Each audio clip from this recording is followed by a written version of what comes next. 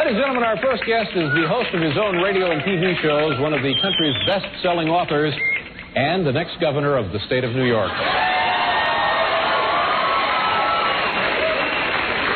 Ladies and gentlemen, here he is, America's worst nightmare, Howard. All right. Thank you, David Letterman. Thank you, Zeros, doing that song. Great Zeros and Sammy Sirius. The HOWARD song.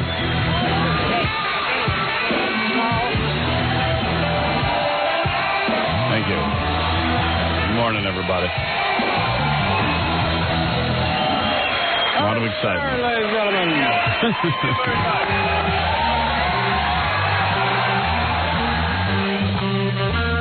I still sometimes laugh when I hear those Letterman intros. You know, I kind of laugh when I hear those Letterman intros and everyone's going nuts, and then that bookstore. Did you listen to that bookstore report when I went and signed the books in California? No, I guess I didn't hear that part. Yeah, it was pretty good. It's pretty funny. You know, all that hoopla. That was pretty cool. Almost make you feel like you're somebody. You know, we were just talking in here how much we hate Johnny Cochran, you know, when he comes on the screen. And so that must mean he's doing a good job because he just gets under your skin. It's like today he's going to interview that cop, the detective who was first on the scene. That's called cross-examination. Yeah. It's not an interview? No. That's not called paneling? Yeah, they're going to cross-examine him. And, you know, it's like... They're so sleazy, the defense. It's like, well, don't you see they contaminated the crime scene, that you can see this picture here, that the cops walked all across the... Meanwhile, the picture they found out was from a day after the crime scene. Yeah, I saw that struck down. Inside Edition last night. They showed the videotape. That's a piece of videotape. That's no still photograph. Yeah, and they backed up the videotape, and the guys were already taking down... They had taken down the yellow strips that they used to block off the crime scene before the guy walked through. The crime scene was broken down, in other words. And, who cares? You know, who cares about the O.J. trial? What do we get Johnny Cochran. Yeah, I got my own problems. I'm too busy following the Al D'Amato-Claudia Cohn romance. Did you see Mrs. D'Amato cover of the paper today? Yeah. Oh. I'm too busy following romantic stories. Why do you have a press conference to announce that you're in love? You know why? Because every reporter in the world was driving them crazy. Is that right? Yeah. Oh, that must be fun when they're chasing you around. Our senator from New York is in love. So, I don't know. People are really fascinated. He's in love with and he's a good friend of ours, but he's in love with Claudia Cohn, who's the Yenta on the Regis and Kathy Lee show. Yeah. Who's worth about $125 million or something. Well, we know she got $80 million in the bank for sure. And she got a couple of mil from Dad. Yeah. Today the experts are saying that she better sign a prenuptial agreement. Oh, they changed their mind? Yeah, but I know Al D'Amato, and I'm going to tell you something. She doesn't need that piece of paper. He's a gentleman. Well, that's what those guys were saying yesterday. He wouldn't take a dime. Absolutely not. Right. Hey, as long as I'm on a roll here, let me just bring up a couple of things that I have wanted to say. The new Star Trek is real good. You killed the music, Freddie? I was enjoying it. You know, good. No one asked you to do that. Don't ad lib. All right. All right, good. All right, anyway, the new Star Trek. The one with the woman. The one with the woman captain is real good. The woman captain is real good, too. I didn't know how that was going to work out, but she's real good. She's got kind of a nice body, too. She's not all that bad. I mean, for an older woman. And then, but they got to get rid of the Vulcan. Oh, is that a bad character? The Black Vulcan? The Black Vulcan. Get rid of him. Make him die on a planet. He's just not a good character. They don't know what to do with him. He's not interesting. I've only watched that opening movie. Yeah, well, trust me. I watch it every week. I know what I'm talking about. Yeah, you're the one who's so busy. Yeah, get rid of the... I'm not watching TV. Don't know what your problem is. The Black Vulcan, you got to lose him. Real bad character, and there's someone else that they have to get rid of on there. Oh, and you know what show is real good? I'll give them a plug. Babylon 5 with Melissa Gilbert's husband, Bruce Boxleitner. You're enjoying that now? Yeah, it's real good. It's real dark. You know how most shows are futuristic and you want to live in the future because it's cool? Yeah. This one makes the future look bleak. It's like it's scary. Everyone's getting wiped out and killed. And they got some cool looking makeup and costumes and stuff. The Vorlons are cool. So Star Trek, new Star Trek, very good. Get rid of the Black Vulcan. And the new... Would you watch it continuously even if they don't get rid of the Black Vulcan? Yeah, I'll still watch it, but the Black Vulcan's really annoying. And Babylon 5 is real good and real dark. Because people are always dying in the future. It's cool. It's like whole planets get wiped out every week.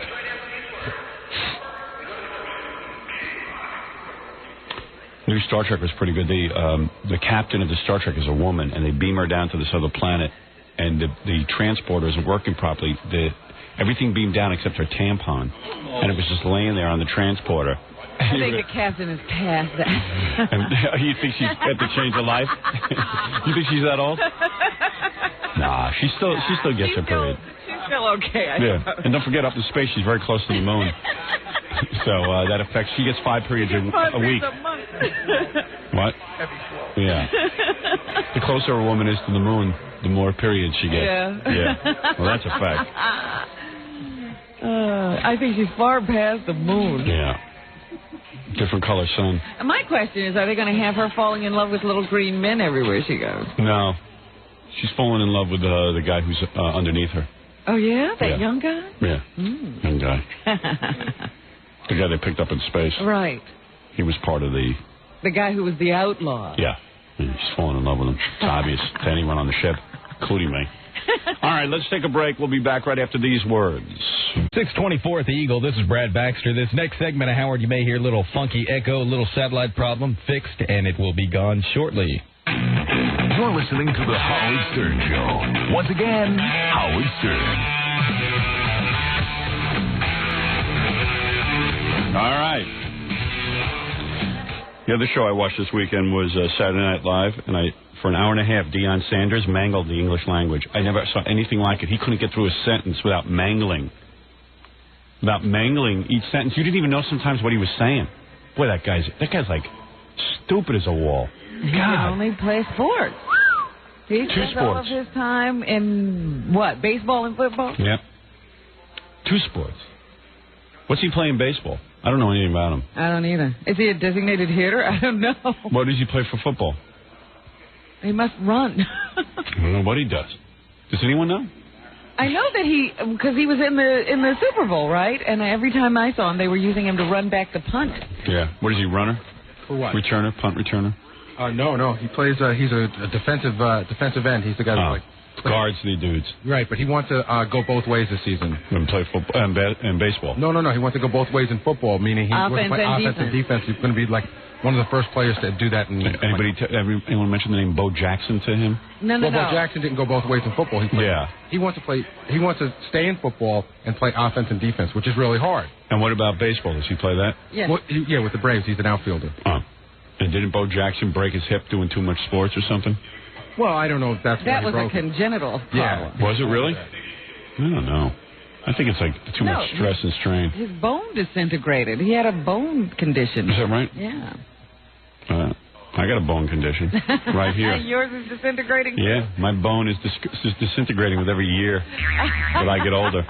Did you see Bo Jackson towards the end of his career, or when his hip was hurting? He would hit home runs. He couldn't even run around the base. Yeah, he's like a young guy.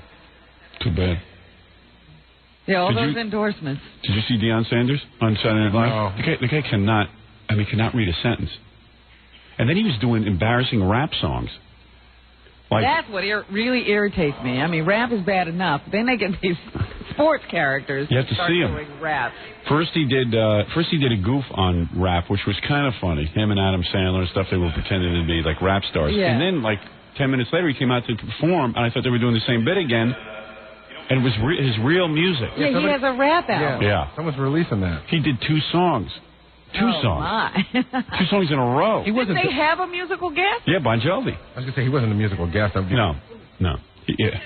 Have you ever known an athlete? How many athletes have recorded records and how many have ever had hits? None. But they keep trying it. I know.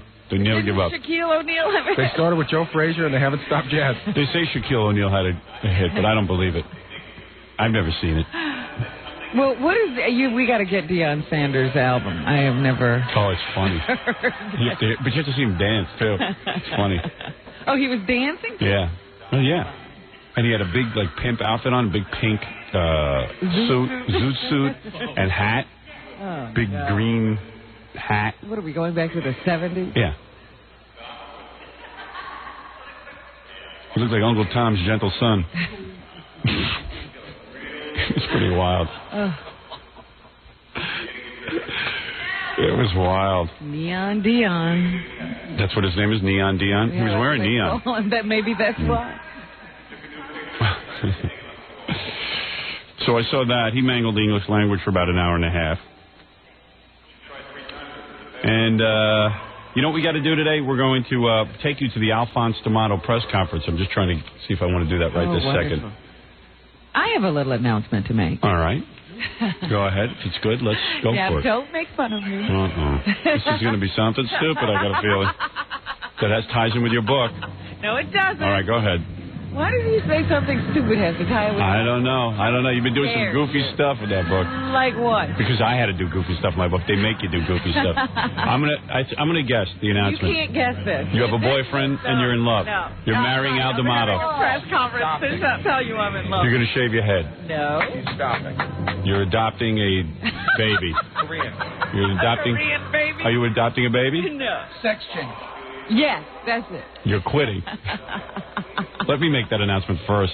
What? That I'm quitting. You want to quit before? Yeah. All right. What is the announcement? Go ahead, Robin. Here you go. All right. She's got a real goofy smile on her face. You're getting your period. No. She's not getting her. You're getting a new cat. No. You couldn't guess this in a million years. See, I really got you this time. You took a new picture of yourself that you're hanging on the wall. No. Let's get in the car. No, that's the Why one. would I announce that? She tried 3 times during the DeFeo commercial. You wouldn't like me. You're posing nude in a magazine. No. Moving. You're moving to another country. Next door to Gary. And you're going to be... Right, I'm moving to... All right, go ahead. What is your announcement, please? My announcement is... Yes. That from this moment on... Oh, no, she's going to have one name. Are you going to be Robin and you're dropping quivers? Formerly known as Quivers. Nope. I am now... A man. Friendly. Some things can't change. Princess Turner and Taxi. Did you change your name to a I'm going by 3 names from now on. Okay. All right. Well, that's okay. That's right. Robin Ophelia Quivers. Ophelia Quivers. Is that right? Yes. Wait, what are you talking about? What are you talking about? You know how there's all these 3-name people now? Oh, you're making a joke. Oh, I think you had a good... joke. Oh. I'm really doing it. Well, what do you mean you're doing it? I'm going to be 3 names. I'm no longer Robin Quivers. I'm Robin Ophelia Quivers. You've got too much free time. You say you're busy, but you're really not. Well, what do you mean? How are you going to do this? Well, from now on, when you refer to me, it's not Robin Quivers, it's Robin Ophelia Quivers. Good luck with that. And where are you going? Like, in other words, how is the public going to become familiar with this? Well, if you see my name in print, that's the way it'll be. That's so she doesn't get confused with all the other Robin Quivers. Right, because there's so many others. Now, is that because you're sometimes confused with Robin Givens? That could be it, yes. That could be it. That's a good excuse. Who's advising you to do this? Because whoever is doing it, just shoot him. Who advised you to do that? This was my own thought. Okay. I want to have 3 names. All right. Do you have a cold? No, all of a sudden my nose just got clogged up. Maybe it's because I'm using 3 names. You know what, Robin? That is the silliest notion that I've heard yet. Really. You might be getting carried away with yourself. You just might be. Rolls right off the tongue. Yeah. Robin Ophelia Quivers. You don't want it to roll. You want it to be stuck. You want people to really stop and think about it. And why do you care if you're confused with Robin Givens? I don't. Who cares? So then why do you care? I'm just using my 3 names now. Right. Okay. Hey, listen, God bless you. Good luck with it. Assassinate somebody. Yeah. Good luck. Oh, boy. That was a big... I thought you were going to switch your name to Mary Steenburgen. You know, I see this Mary Steenburgen. I'm just going to go on with the show. I don't know what else to say. It's Robin Ophelia Quivers. Yeah. Good for you. Hey, listen, I'm happy for you. I really am. I'm really happy for you.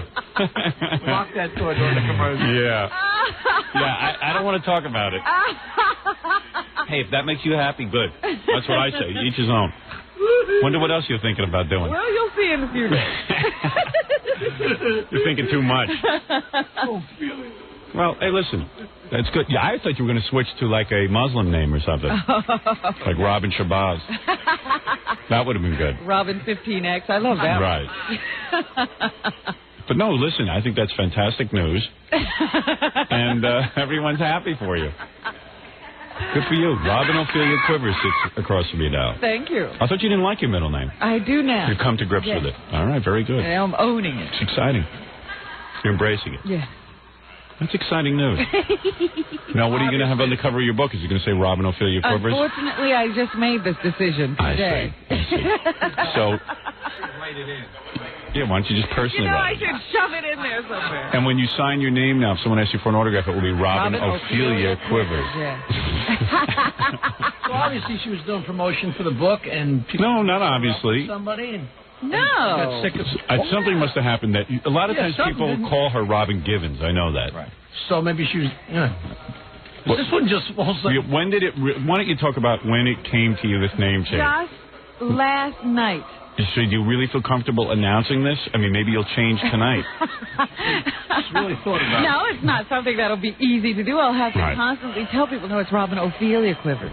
So when someone says to you, "Hi, I'm hey Robin Quivers," I'll say Robin Ophelia Quivers. right? And people will look at you like you like you know how they look at Prince. Yes. So if someone addresses you as Robin Quivers, you just won't even acknowledge them. Robin Ophelia Quivers. Good. You'll have to retrain your cats. Well, good for you. Isn't that exciting? Well, you haven't had a name change. No. No, I haven't. And I don't think I'm going to have one. Wackier than we even knew. All right. That's the wackiest announcement I've ever heard. You should be completely ashamed of yourself. Those guys must be dancing in the other room. Oh, yeah. Now, what about your press photo? That's going to have to be changed again. How many press photos have you gone through? Like, I changed mine about 4 years ago. I got a new press photo, and it will be Robin Ophelia. It will. It will say it on there. Yeah. Good. All right, because I was concerned. Because I was going to tell Tom he's going to have to rip up all those. No, the new ones haven't been made yet. Good I'm for not you. paying for those. Or we'd have had to use all the Robin Quivers up before he would let a new one out. All right.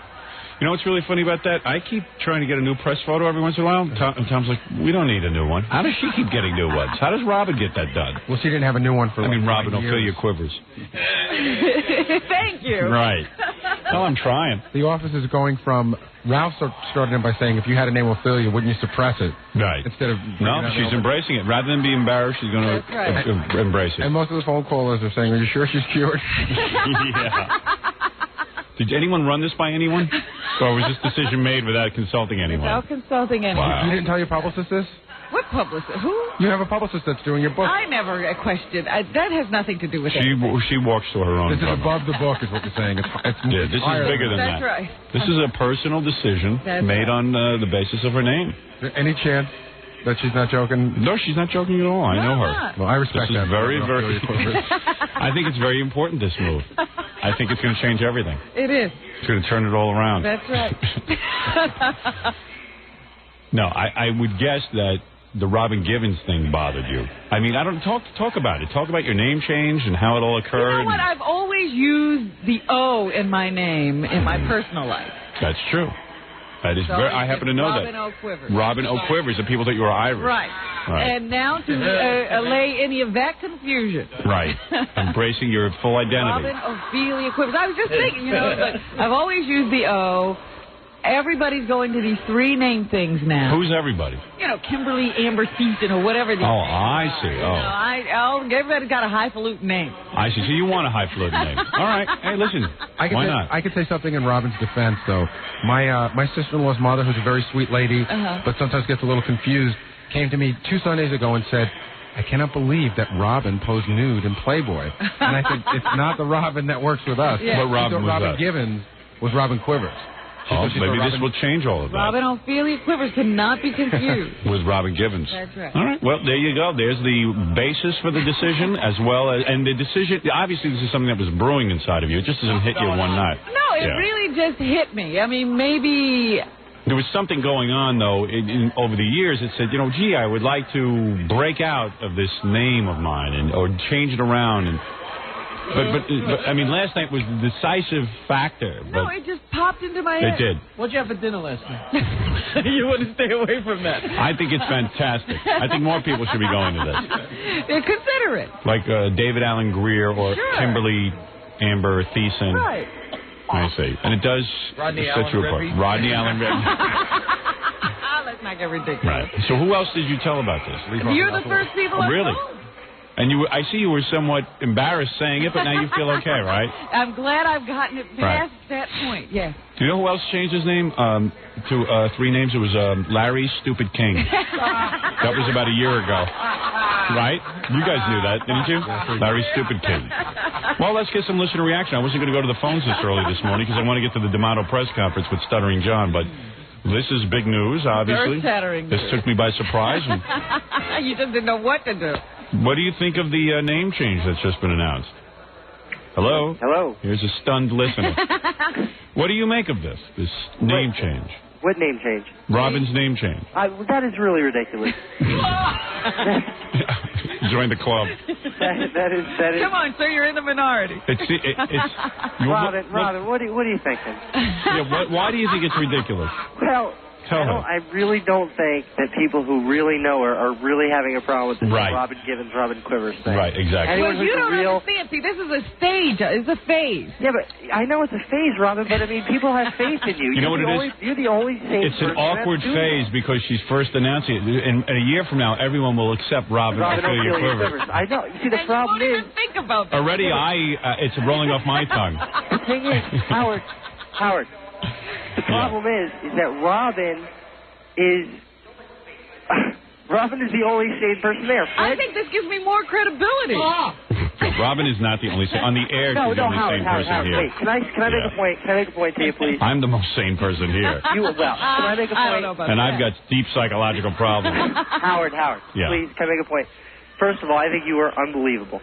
I think you're incredible. But the thing is, I got a problem with you. I think that you are probably the only person I've ever heard on radio, TV, or in any medium that I think that I can relate to on an intellectual level. However, every time someone calls, you get so angry with them, like you're going to get at me. No, I'm not angry with you at all. You're making absolute sense. You're interesting. I have no problem with you. If you notice, I didn't hang up on you. I know, Howard, you were the most... If I don't keep the show moving, there are people who get on the phone, and I can tell in 2 seconds they have no agenda. They have no agenda other than to hear their own voice. And that's when I get annoyed, and I hang up the phone, that's all. And some people tell me they enjoy that. Yeah, but that's true, Howard. But, I mean, we're on the delay right now, right? I mean, what kind of delay are we on? Sir, listen, if you're going to use foul language, I'm going to hang up on you.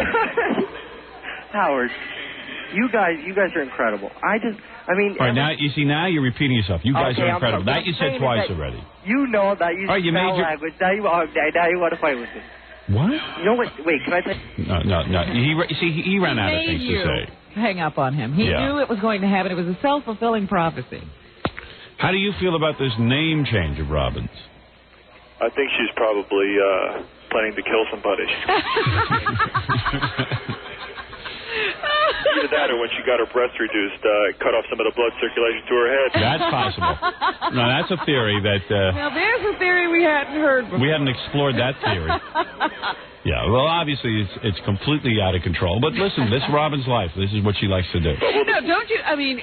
People with 3 names usually are considered more intelligent, more credible, more... There is a certain truth to that. When you hear Robin Ophelia Quivers, then it gives me more credibility to sit here and be the voice of sanity on the show. Very good. Listen, I'm into it.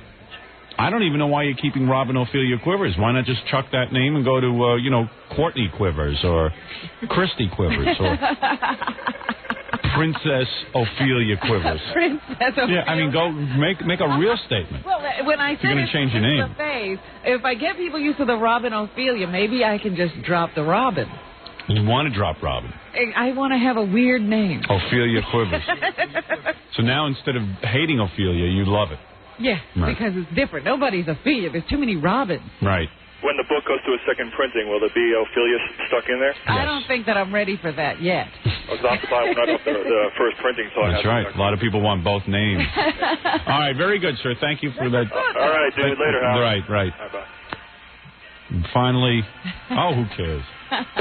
Finally, nothing. All right, I got to take a break, and we'll be back with the D'Amato press conference. Stuttering John, we sent him over there, and Stuttering John, of course, made news when he was there. We'll explain in a minute.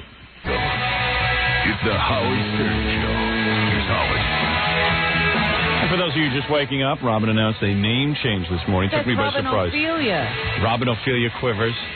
And she comes in here and says, when you call Robin, just say Robin Ophelia. And I said, I'm not doing it. No, you did not. You're revolting on me. I'm revolting already. I said to her, you know what? It doesn't affect me, your name change, because I just call you Robin anyway. And she goes, no. I'm Robin Ophelia. I said, no. I thought the Robin was its own, and then Ophelia Quivers went with it. It's Robin Ophelia. Yeah, no. Well, I am not doing that. You know what? You know what? I'm not if you're gonna gonna answer you that. if you are gonna do a name change, you need me to go into it with you. I'm not going to answer. No. I cannot sit here and have you call her. What's new in the news, Robin Ophelia? I'm just not gonna. I love it. I love it. I'm just not gonna call you anything. I'm just gonna go, okay. Hey, you. Go, hey, you, do the news. No. You'll say, what's in the news? And I'll say, who you talking to? I'm talking to you. You, lady. You. Princess, 3 names. Oh, I see. The Robin goes with Robin Ophelia. Yes, Robin Ophelia. Oh, boy, that's a big jump. Like Mary But Ann. Rodney Allen Rippey was Rodney, but then Robin said it's like Mary Ann. It's Robin Ophelia. Oh, there's a newscaster called Mary Margaret Myers. So she's Mary Margaret. Oh, is that what they call her? Yeah. All right, well, maybe I have to do that then. Robin Ophelia. Okay. Thank you. Yeah, I'll try. Listen, what the hell? That's who's going to make you happy. Doesn't cost me anything. I feel stupid doing it. I'm the one who's got to, you change your name. I'm the one who's got to do it. Not you.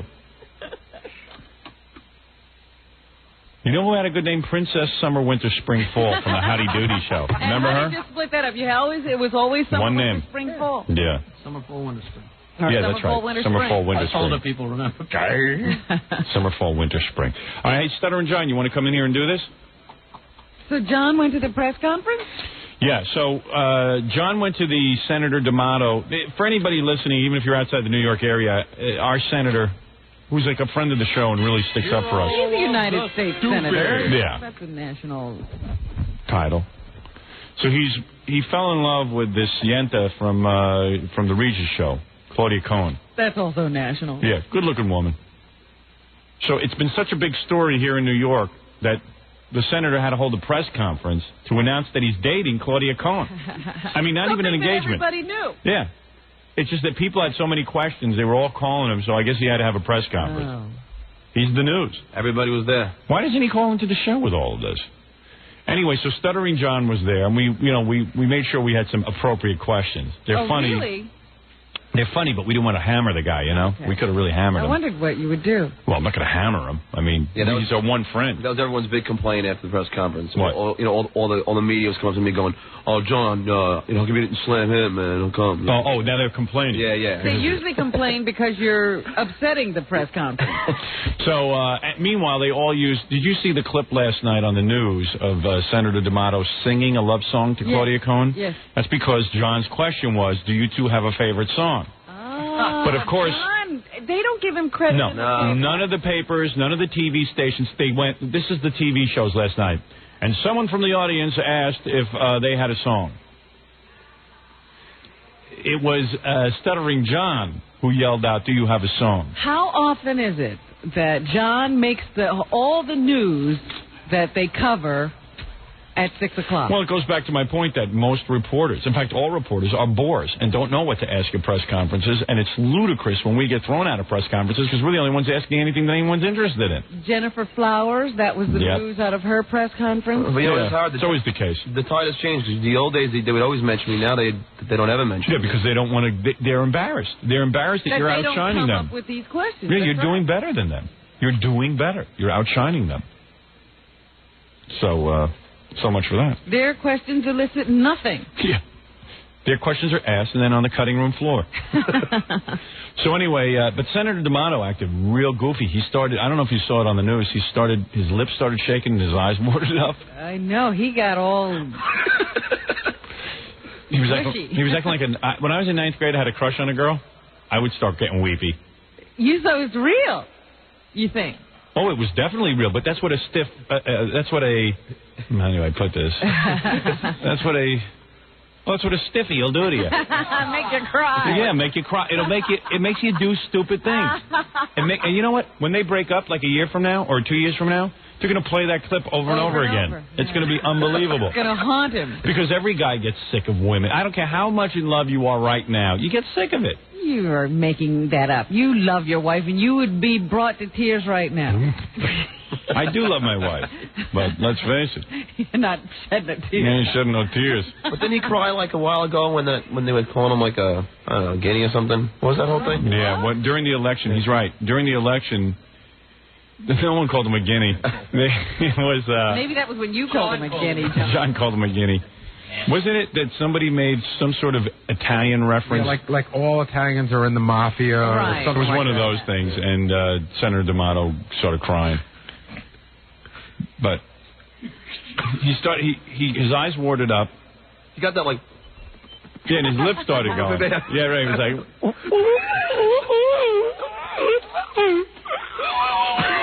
So who's more in love in this union? Oh, it's so obvious. Al. Yeah. Senator Al is head over heels in love with her. Ooh. Ralph does a pretty good impression of a guy crying at a press conference over a girl. Hey, Ralph, you want to come in and do that? It is pretty funny. Claudia is not crying. No. No, she's not overcome by emotion. No, she's been through the dating mill. Here's Senator D'Amato crying at he really went overboard. We got to get him on the phone. Ask him what happened. I love you.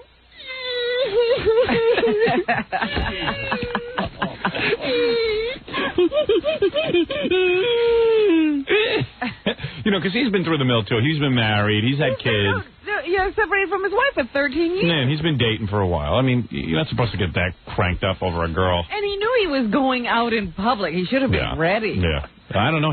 Someone's got a... I don't know, man. A stiffy... I guess it's true what they were saying, that he can't keep his mind on his work, and her name comes up every 15 minutes. I don't know, but a stiffy makes a guy do weird things. Because, you know, guys don't act that way over other guys. Those guys don't act that way over other people. It's just, you know, as soon as you get aroused, man, that's it. Don't bully your friends. Yeah. You know, guys make... You could be sure he's not going to be playing cards with us anymore, because according to the newspaper, she's bringing him into a whole new circle.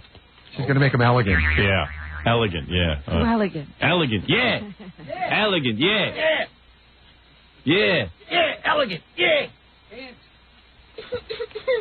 I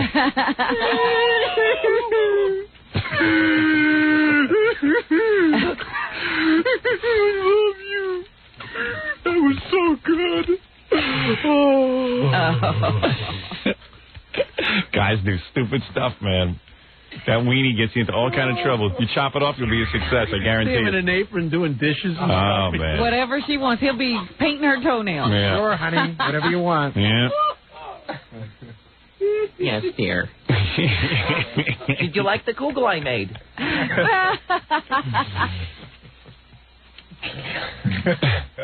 So anyway, we had a couple of questions and stuff. So you want to start the press conference? Yeah, no, I want to tell you that the beginning, we edited this down, you know, because it went on for a long time. Yeah. But the beginning of this press conference where Al makes the statement, we cut in half. And it's still just, it's like really repetitive and tedious. He just repeats probably he must look at his watch and go over 15 seconds. By the way, did I tell you this is as happy as I've ever been in my whole life? Yeah. So it just goes on for a while. All right, here we go. So his statement wasn't even prepared. He just gushed. Yeah. Right. And this is only half of it. And Senator Al really, really excited. She must be good. Yeah, she must be real good. Well, he's always been an emotional man. Yeah, well, this really got him. This got him acting goofy. He's acting goofy. How are you? So he walked up there with her, right? Yeah. Yeah. That was me, not the senator belching. Claudia and I are here today to tell you this is about a relationship, a serious relationship, and it's a wonderful relationship. Claudia is my Cinderella, and I know that the press and the people of New York... Were you laughing? Was everyone laughing? Yeah, I was getting like douche chills at this point. Yeah, I know. It's embarrassing. It's embarrassing. I got to talk to him. I got to get a hold of him before his stiffy gets the best of him. Smack some sense into him. Yeah, I'm going to smack some sense into him. He has his heart on his sleeve. You know what I'm going to do? I'm going to get rid of those two security guys that hang with him. I'm going to take him in a corner and smack him around a little bit. I'm going to have to, like, smack him upside the head. Go, listen, you're having some fun right now. You're going to have some sex. You want to marry her. But don't go around making statements about Cinderella because it's going to come back to bite you in the ass. You know, it just reminds me of Larry King. Yeah. He was with that last Mrs. King, and he was writing about her in the column. I love you. Day. Dedicating books to her. Every day is spring. You're love. You're the one who makes the circle complete. Yeah. Yeah, right. Ain't love beautiful? Then he's in divorce court 6 months later, and he's like, she's trying to take me over the coals. I was never in love. Yeah, well, why are you dedicating books to her? Have endless questions. We're holding this press conference because, to be quite candid, we could not handle the inquiries. I feel like kind of the frog who was kissed by the princess. And we are extremely... Why's he got to put himself down? And, you know, he repeated that line a bunch of times. Did he? Yes. What were you do? Just waiting to ask questions? Did anybody ask questions before you? I think I was one of the first ones. One of the first, yeah. I guess Al is in the position of really thinking, I don't deserve this. Yeah, I don't know. You know, but Al loves the publicity. He's a senator who's never been shy about being in front of the public, unlike the other senator who you can't find, Moynihan. Mm-hmm. Great senator, but who knows what he's doing. I say great because I spotted him about 20 years ago on TV. He seemed to know what he was talking about. He wrote one good speech a long time ago. The fun thing with Senator Al is that he's a real politician. He gets out there, he'll make it. You know, he loves this. He's accessible. He's just got to. Someone's just got to smack a little sense into him. This was going a little too far, you think? Yes.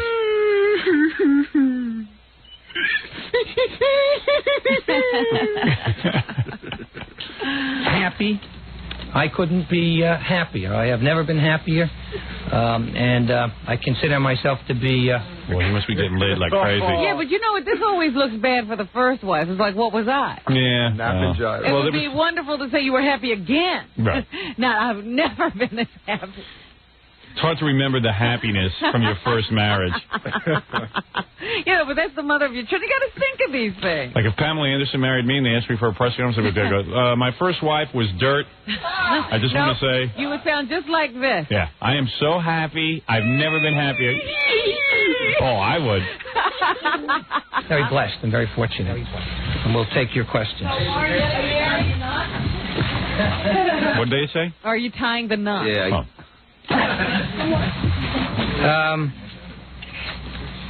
We're going to have more to say about tying the knot later.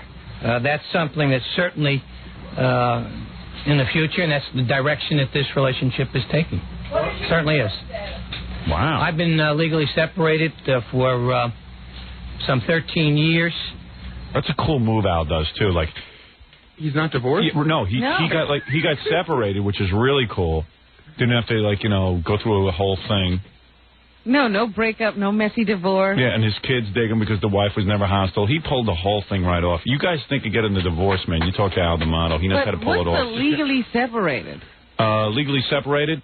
That's the legally. Why is the legally thrown in? Because it just makes it even seem more official. Because, you don't want anybody to think, you're dating while you're married, because he's not really married.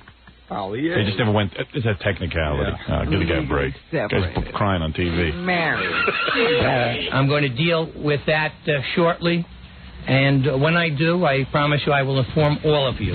Have you gone for a yarmulke fitting yet? Well, let me say that I have and do go to temple quite often.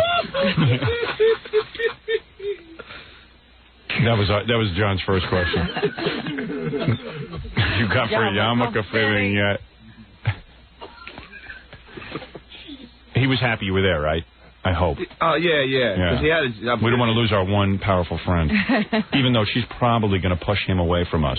That's going to be her first move. Scary. Yeah, we got to get to the senator before she interferes in my relationship with him. What do you think she's going to do first? Get rid of that cigar he chews, or you? No, me. And she's going to say, listen, the Howard Stern, maybe it's not so good. Yeah. Yeah, but meanwhile, I got him laid in a technicality because I did get him reelected. I mean, I had a lot to do with it. She wouldn't have come along if the last election hadn't turned out so well. I mean, now he got Pataki in. You know, he's the man behind Pataki. Now he's, you know, but don't forget who it started with. I'm entitled. I'll add a little intrigue to this press conference. Senator D'Amato was amused by every question except for one, which he handled very seriously, and that was the question of whether you'd be invited to the wedding or not. Oh, really? Okay, let's see. Can't wait to get to that one. I bet you Claudia pinched him and said, you just shut up. And so the temple is no stranger to me. And Senator D'Amato always gone after the Jewish vote, always. Now, is he going to convert, though? No, he can't give that up. Nobody wants a Jewish senator. Let's be straight about that. Well, that's one of the questions we asked him. All right. Is it an odd feeling to be an item instead of collecting an item? Was that Gabe Pressman? I don't know. I don't think so. God, he's a bore. But John wouldn't know him if he was. No, I know. Yeah. I think. Well, maybe I don't know him. You don't know. Terrible feeling. I'm much more. Right. There's Mrs. D'Amato now. Collecting an item? It's a terrible feeling. I'm much more comfortable being on the other side of this. I'd much rather ask questions than answer them. Yeah, right. Yeah, nobody would like to be in the middle of a press conference. A happy press conference. Yeah, no one would like that.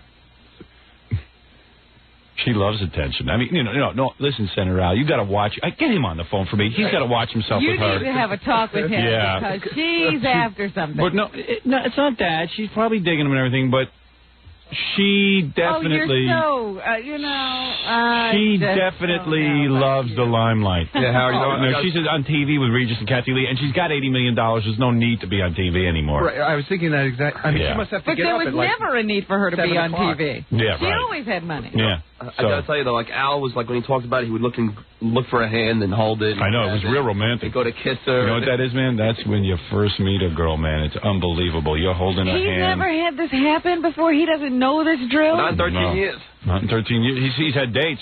Don't get me wrong. But never had this feeling, Yeah, I guess. You do anything. Do anything. Hold a hand. He'd dress up as Bozo if she were. Yeah, right. Al, could you put on this big red rubber nose for the press conference? All right, dear. Where are the feet? Yeah. As long as I'm doing it, let's do it right. Where's the feet? It's embarrassing for a grown man to be reduced to that. Yeah. So in love, Hong Kong. I can never do it, you know. It's just like, it's so intense. I better just stay with my wife. I'm holding a press conference today to announce my love for... You think she'll start fixing him up, like get rid of those glasses? Yeah, well, he's got to get rid. I've got to talk to him anyway about those aviators he's wearing. Those are out. Yeah. I guarantee you she'll get rid of those glasses. Oh, he'll be wearing designer suits, the right shoes, and he'll have a new pair of glasses. Yeah, and he's certainly not going to be part of my card games anymore. She's going to put an end to that. He didn't have time to play cards. Maybe. Right. He's busy with Regis and Kathy Lee having dinner. Maybe he'll try and bring her. Yeah. Oh, no, he won't. Can I bring my girlfriend? That's another thing guys do. They want to bring the girl all the time. Yeah, it's like, what? To a card game? None of us are bringing girls. But she can serve food. But she's great. Well, it gives you a very interesting perspective on things. It does, Gabe. You're right. Gabe. You see, it was Gabe Pressman. Right, yeah, I recognize the voice. Yeah. I thought Gabe had like a goofy mustache. No, that's you.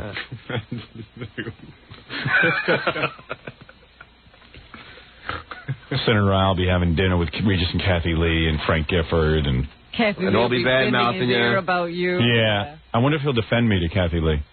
He'll probably just say no comment. Right. It all depends on what Claudia wants. Yeah, she's definitely going to kill us off.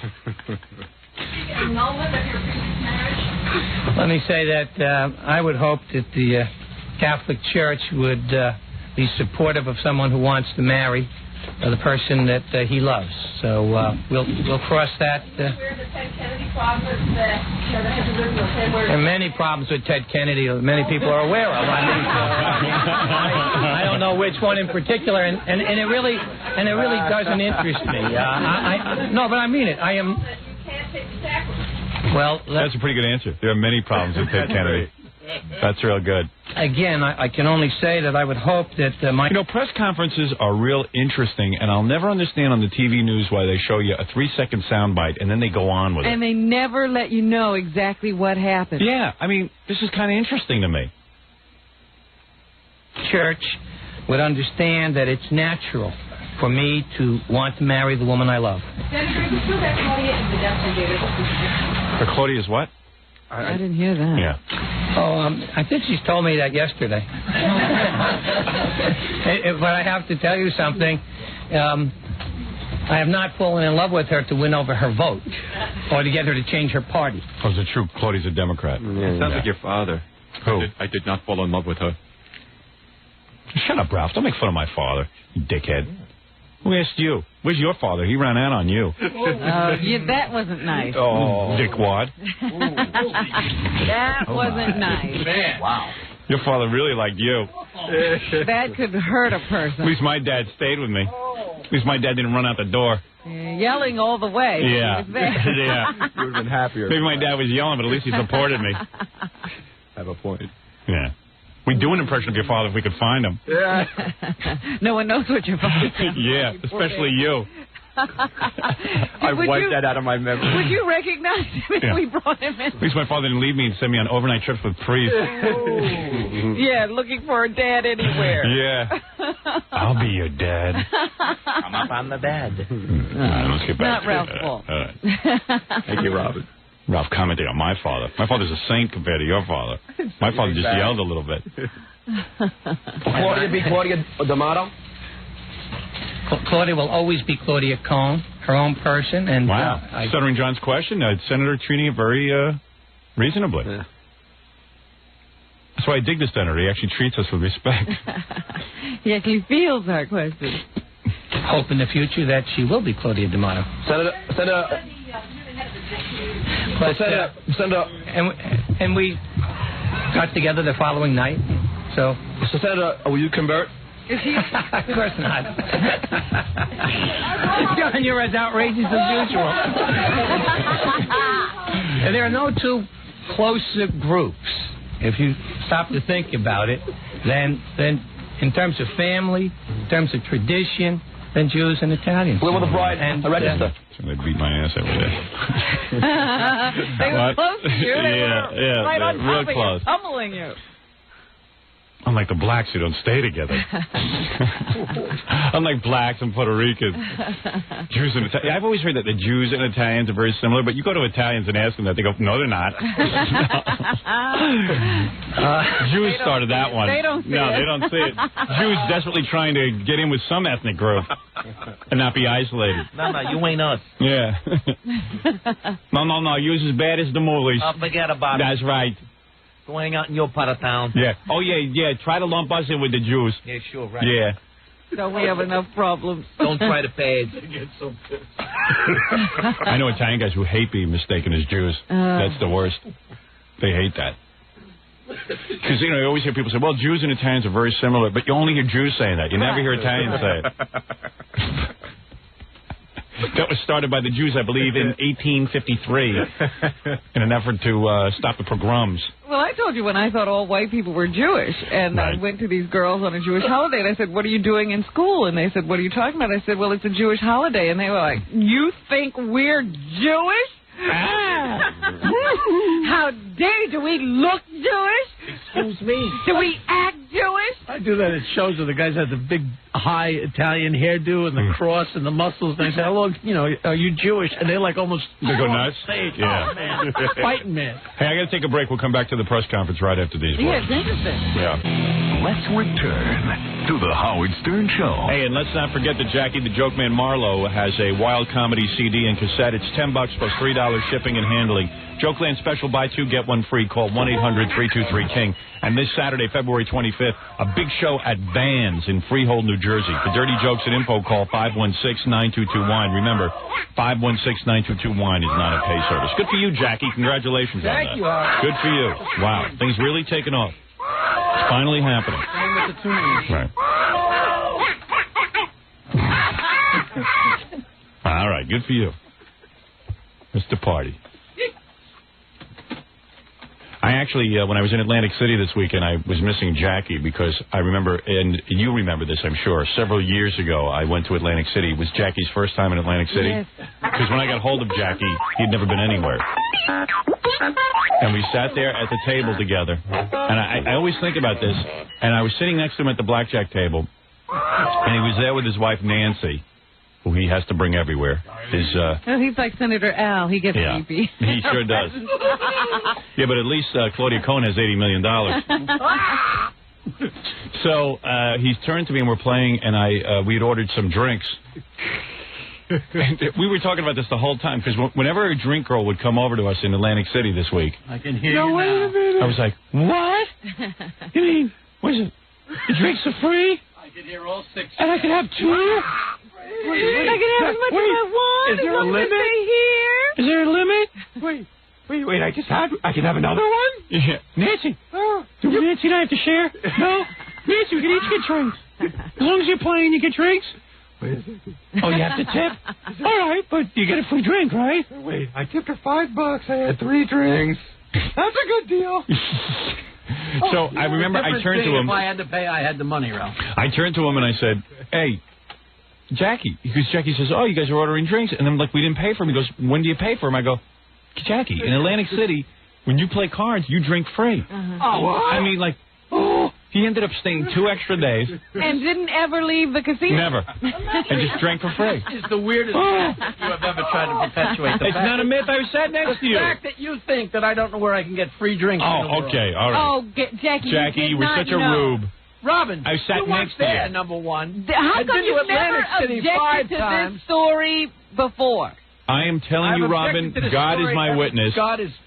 Jackie, the joke man, had no clue. He was completely in the dark about it. I remember you telling me this, and it seemed perfectly reasonable. I mean, I know Nancy the guy... didn't know, and he didn't. Why are you so embarrassed to admit it? I remember being pleasantly surprised in 1980 in Las Vegas with Rodney Dangerfield when I was given my first Jack Daniels and Coke for free. Okay. That is all I'm going to tell you is you turned to me in amazement, and you were like, what do you mean it's free? And I said, you don't have to pay for drinks as long as you're playing cards. And I remember I had to explain everything to him about Atlantic City, even the blackjack. You're out of your mind. You were completely in the dark. Nancy's not playing. She's just sitting here. Can she get a drink? That was right. Yeah, that's exactly what it was like. In the deck. I am telling you, man, you were completely a babe in the woods, and don't ever try to deny it to me because it's not true what you say. No. The guy was like, I don't believe it. He was like this. He goes, that's a great deal. Oh, so he goes, in that case, okay, I'll have 2 Bloody Marys. Can I have a beer with that? That's unbelievable. Exactly Down right. $10, but hey. The drinks broad came by 6 times. I swear she hasn't brought a check yet. I mean, it dawned on him that everyone was ordering drinks and not paying for it because he wasn't ordering drinks up until then. That's right, because he was conservative. He was saving his money. Yeah, drink later. I know you weren't because I sat next to you playing cards. I wouldn't have ordered drinks because I would have had to pay for them. All I know is you hadn't ordered drinks. Other people had because they were getting like soft drinks and stuff at that point in the day. And then like as soon as you saw what was going on, that was it. The Bloody Mary started coming. And I mean, they didn't stop. I mean, like a camel storing water because they had to go through the desert for the next 300 years. They didn't stop, that's true. Yeah. Oh, please. I sat right next to you. There was the look of amazement like I'd never seen. Like Edison saying, you know, if I tie 2 strings together, I could talk on a phone. Watson, come here and bring a Bloody Mary. Yeah, right. It was unbelievable. Waitress, bring a quarter Jack Daniels and a straw. Because you know, I'm just playing $5 hands and I'm pretty even with the drinks. That's great. I mean, I could sit here and just get drunk and play. As far as he's concerned, as long as he's drinking, he's winning. Yeah, right. You can't lose. I mean, Nancy spent 2 extra days. Yeah. They never wanted to leave. Yeah. All right, let's get back to the press conference. Well, I thank you for that. I do thank you. What? I thank you for that. All right, anyway, let's get back to the press Heaven conference. is where the drinks are free. You shut up, 3-name. So Senator Al D'Amato is having a press conference, and Stuttering John is in the audience. He's announcing his love affair with Claudia Cohn. And I guess Stuttering John... I never heard such a strange press conference. We're somewhere in the middle of the press conference, and it is strange because, you know... but whoever got a press conference to announce, yes, I'm in love? Because the senator was deluged with phone calls, and he even says that. He says it was unbelievable. You still don't call a press conference. Look at what a mess he made of it. In fact, this is great for the senator. Are you kidding? This catapults him. He's front page news. Yeah, but he was front page news without the press conference. Yeah, this is like really super positive press. It's a no-brainer. It's only making good feelings for everybody. He's crying. It looks like he's a sympathetic. Yeah, it doesn't hurt. Now here's Stuttering John. I guess the women will. Everyone loves this. Stuttering John is now about to ask a question. Where will the bride register? You mean to send the wedding gift, John? We'll let you know. And we expect a nice one. What will be? Sorry, this is the big question. I'm taking lessons from Mama D'Amato. And by the way, as I said, Mama and Dad and the family have met Claudia, and you could not meet Claudia and spend any time with her and not be enchanted with her, not be impressed. And they've I spent some time with her. I wasn't enchanted. Did you spend time with her? I met her. Yeah? Where did you meet her? At a party. Oh, is that right? Yeah. Were you enchanted? No. Not in the least. Well, you don't have a penis, obviously. When you get one of those, a lot of people enchant you. You're damn right. Yeah, she's cute. No question. That's probably the best knockout piece that the senator's ever gotten. I thought you told me he was dating a nice young girl when you met him. No, nothing that looked like this. Really? No. Not with 80 million. That 80 million. 80 million, boy, you never get old. Get dizzy. Right. A blessing there. They're happy and I'm happy. With love in the air, and if you're being embraced by a registered Democrat, are you prepared to embrace a Republican who is worse than Democrat? Oh my gosh, I don't think we're here to discuss the political events or seasons and what is taking place. But I made a statement about that today, and I don't want to detract from this in terms of his battle to get spending under control. I think he's doing the right thing. What about this? Claudia, what an impact you've had on What will be your wedding song, Senator? It's a sin to tell a lie. See, now, John asked that question, and this is the news clip that everyone used, because the senator starts singing the song. Sure, it's true when you say, I love you. It's a sin to tell a lie. Millions of hearts have been broken just because these words were spoken. Now, I have promised never to... That's when your penis gets you into trouble. You're nuts. First of all, how could he like that song? Yeah, we ought to get playing some Metallica. That's going to haunt him forever. Oh, man. Because when they break up, they're going to be showing that on the news. Anytime. I mean, that can be pulled at any time. That's Larry King dedicating his book to his wife who he dumped. Sing on the floor of the Senate again. I made that promise to Mama, but she didn't tell me I could never sing again. Senator, as a politician, do you want to be involved with a gossip column? Anybody who knows Claudia knows that she is just one of the most wonderful, sincere, gracious ladies, a person with great dignity and charm. Jackie Kennedy. I tell you, I love it. I love Claudia. Claudia, do you call Senator D'Amato Senator or Al? Call him Alphonse. Alphonse. Oofa. Yeah. Alphonse. Give it to me, Alphonse. Oh, shut up, Ralph. That's disrespectful. What's the matter with you? Well, you know what? I was just thinking that myself. Yeah. I got one friend in the Senate. Mellow out there, dude. The guy went on the floor of the Senate and railed against the FCC. Not anymore. He'll be singing about Claudia. I know. Jesus. Lost it. I really nurtured that whole relationship. Now some woman's going to ruin it. In no time did he ever get this giddy over you. Yeah. As much work as you put into it. Well, if I could give him what she gives him, 80 mil.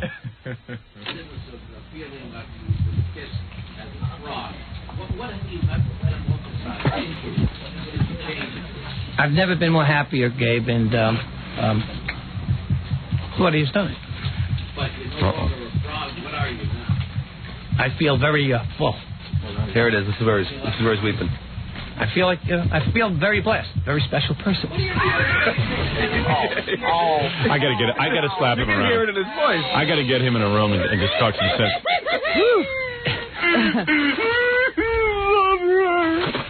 I'm so happy. I'm so happy I'm crying.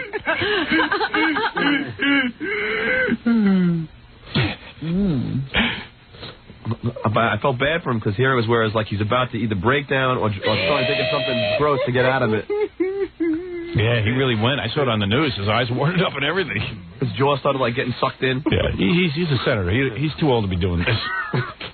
Yeah, you don't expect this from the people who are running the country. No, you do this in 9th grade. Yeah. I got to get a hold of him. Gary, get him on the phone for me, please, immediately. Undignified. Tommy Lee married Pamela Anderson, didn't even bat an eyelash. I'd cry. You do this in 9th grade, but not in front of your friends. No. Let alone in front of them. And plus, it's embarrassing if things go wrong because the media will whip that piece of tape out. Well, today, Senator D'Amato announced his divorce from Claudia Cohn. Senator Al's crying now. Right. Senator Al might be crying now, but he'll be singing the blues when, It wasn't too long ago. Yeah. It wasn't too long ago when Senator Al was crying from happiness, but today he's crying the blues. Claudia Cohn has announced her divorce from Senator Alfonso. There's no waterworks in court today. What was that? There's no waterworks in court today. Right. Only venom flowed between the two couples. The water was turned off. But remember how it started? I guess you've been talking to Bob Dole. My kids have met. I can't tell you what my boys say, because they just say, "Daddy, she is special," and in their own colloquialism, and like she's mint, she's and so we've had dinner with him and with my daughters, and there's a kinship, there's a very special kinship. Senator, will we be inviting Howard Stern to the wedding? Claudia, are you pro-choice?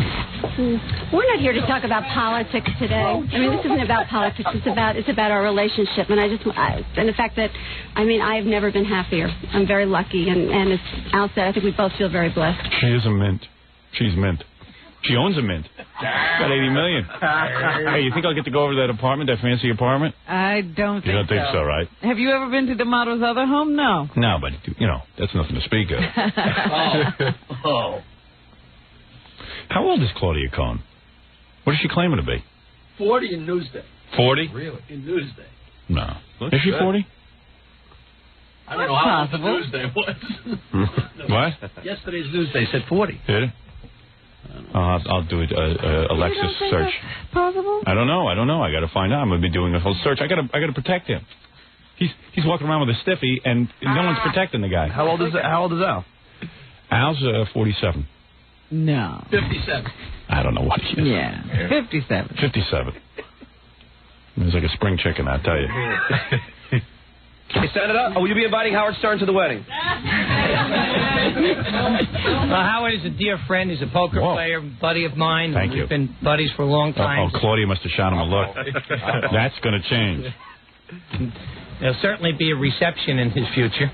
The wedding, that is something that we'll announce when we get to it, and how many people will come and where. I see. I'll be at the reception, but not at the wedding. If there's room for it. I'm already. Yeah, there's even that's a separate reception. Al and the people that Claudia doesn't want to meet. I'm already aced out of the wedding. You can hear her stepping on his foot. You're on the C list. You can't come to the wedding?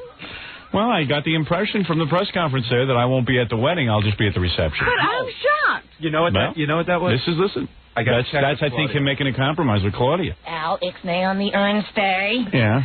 We'll talk later. She might have stepped on his foot when he was saying, "Hey, Howard's a good buddy of mine. He plays poker," and all of a sudden she went, and he went. Did you hear that? He might be at the reception. There might be a reception in Yeah, right. Hey, who wants to go to the wedding anyway? The food's at the reception. How could you be there? It's going to be, Kathy Lee will be there. I'm going. Come on, we sit on Al's side. No one's, let Kathy Lee sit on Claudia's side. I'm on Al's side. I'd like to see you meet her. I'd pay for that. She'll sing at the wedding. Hey, man. As far as I'm concerned, she can stay away from the damn-ass wedding. When I go, I go. I don't care who's there. Didn't she stay away from the Trump wedding because of you? Kathy Lee was all booked to go to the Trump wedding. Yeah, Marla was supposed to be one of her best friends. She heard I was going. Yeah, Marla was a real good friend of hers. She heard I was going. Boom, out of there. Hey, that's cool. That's why she didn't go? That's right. And she's not going to the D'Amato Claudia Cohn wedding because I'm going. So just forget about it, Kathy Lee. She can go to the wedding. I'll go to the reception. How's that? Dink. Stugotz. Too bad. You sit home with Frank. Yeah, Frank won't be dancing that night. You stare at the friggin' wall while I'm there with D'Amato and Cohen. Yeah, she listens to this show before she fills in her calendar. Let me tell you, man. Wherever you're going to be, she's not. It's starting going. I was going to sing at that wedding.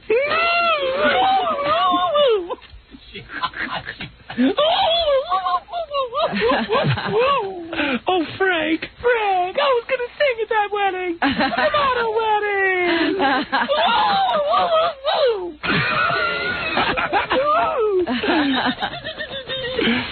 You know, I would predict a kind of very small.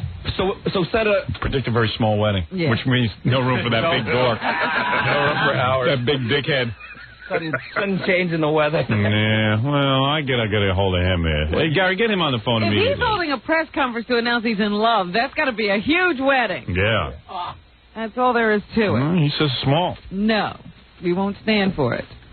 Yeah. I'm having difficulty getting a hold of him. His press Claudia's person isn't changed all answering his the phone. numbers. What was that? His press person isn't answering the phone. Is that right? Oh, boy. That's a bad sign. Well, she's not. I mean, you got to call him at home. And, I see. That just might have been out or something. Okay. Will Regis be the flower girl?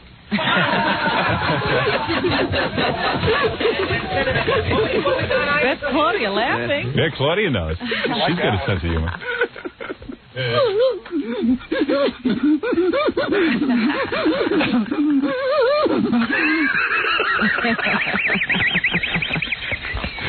To the reception.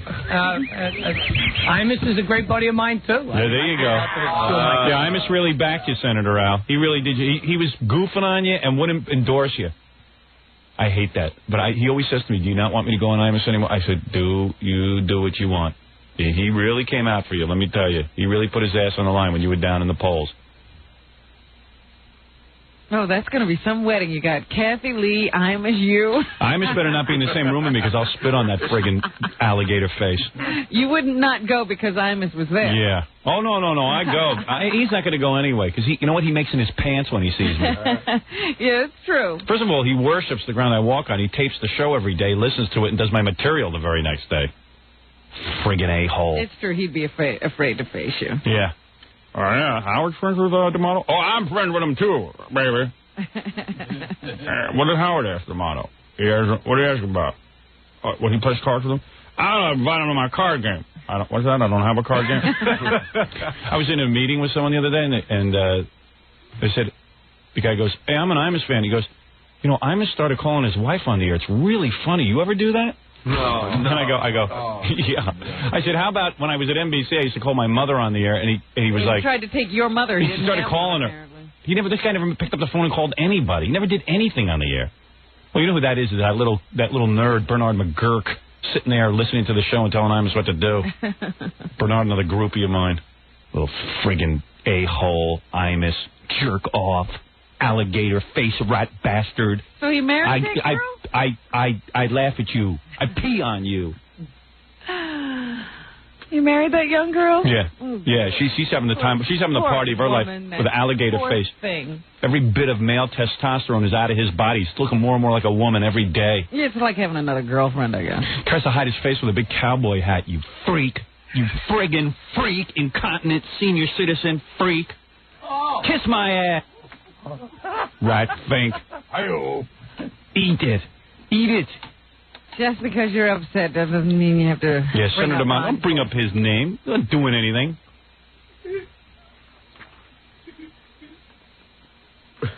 That woman's got she's got to spread her legs for that old goat every day. Well, let's hope you're right. He's in whatever. Can't do it. I'm talking about Imus and his wife, not Senator Mott. No, that's what I'm saying. Right. He can't do it. Right. I'm hoping she doesn't have to spread her legs. Right. Crumbled cracker face. Freak.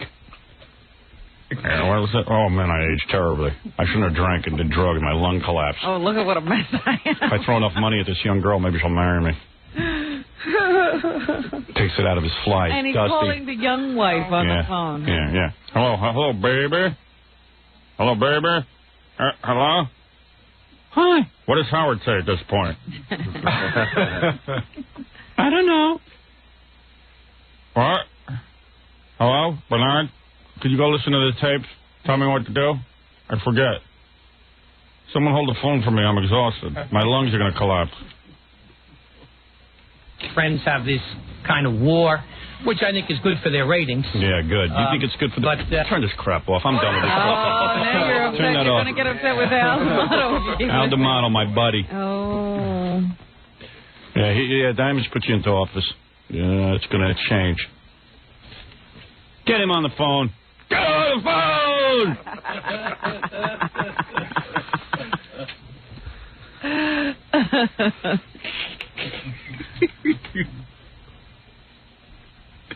I control these politicians. I get them elected. He's your buddy. I control all these people. Get everybody on the phone. Get Pataki, Whitman, D'Amato. Get them all in line right now. Tell them what to say. Specter. I need 3 names. I'm Howard Allen Stern. You see, there's Kathy Lee, Right. Robin Ophelia. Yeah, good. Good for you. Proud of you. He's been a buddy of mine for 12 years. We've done lots of good things together, and he's a friend. I guess he really can't refer to you as Angry Al anymore. Well, now, ever since he's noticed his change, he said, I like Mad Dog. What's happened to Al? And See, this is all his buddy Imers. Yeah, his buddy Imers. I'm done with Al. Let Al go to Imers' card game. So you're ready to give him up? Yeah, forget him. Out the book. Kathy Lee and I'm tired. Yeah, let them all have them. Let them all have each other. Let them all sit there and be with each other.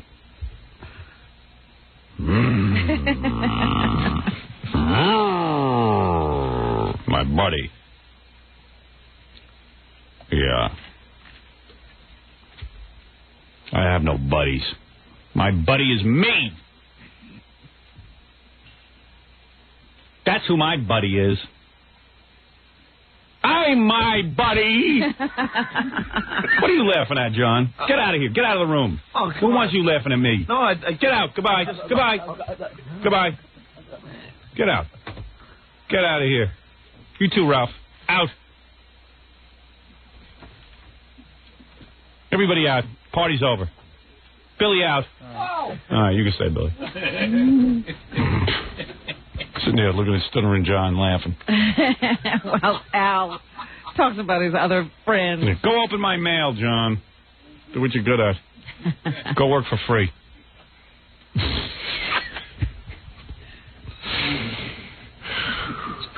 Go work for free.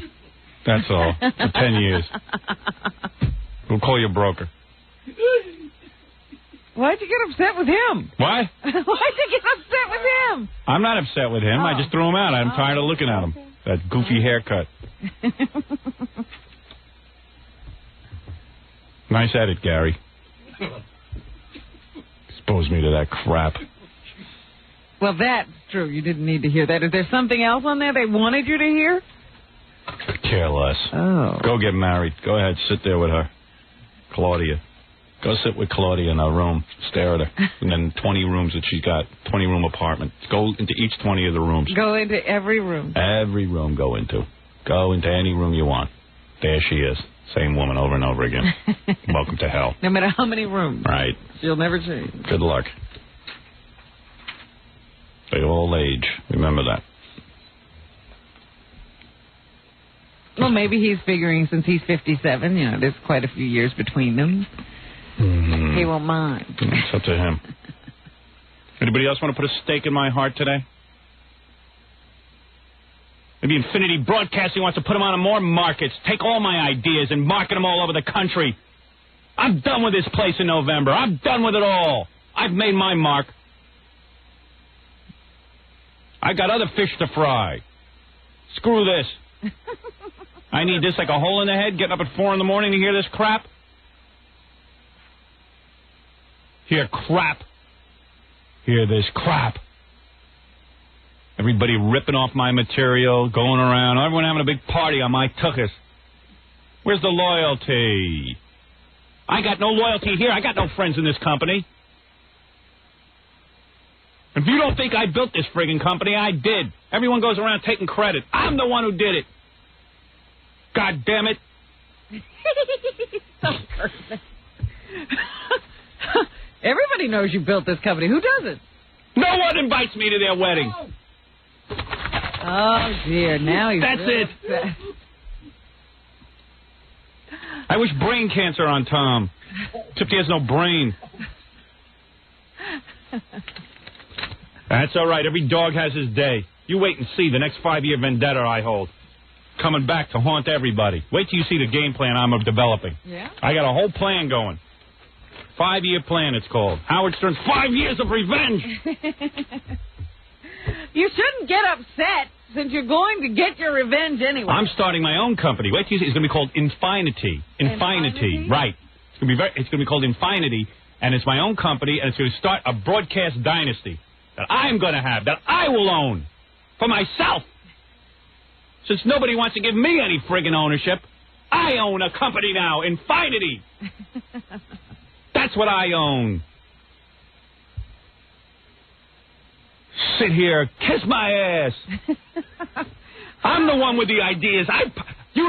I have the ideas. It's locked in here. Here's my new company. Me at the top. That's the diagram of my plan. Howard Allen Stern. It's right there. On top. I got a whole game plan, Robin. Just wait to be on the rocket ship. All right. I just wish you wouldn't let these little minds... I got a plan. I got a friggin' plan. I kept my mouth quiet about the plan, but I'm going to tell you the plan. Don't blow it, because... Not on the air, though. Yeah, we don't want those other little people out there to just go scurrying See the company off. I buy. Wait till you see what I do. Yeah. I got plans. That's right. What, am I stupid? You think I'm dumb?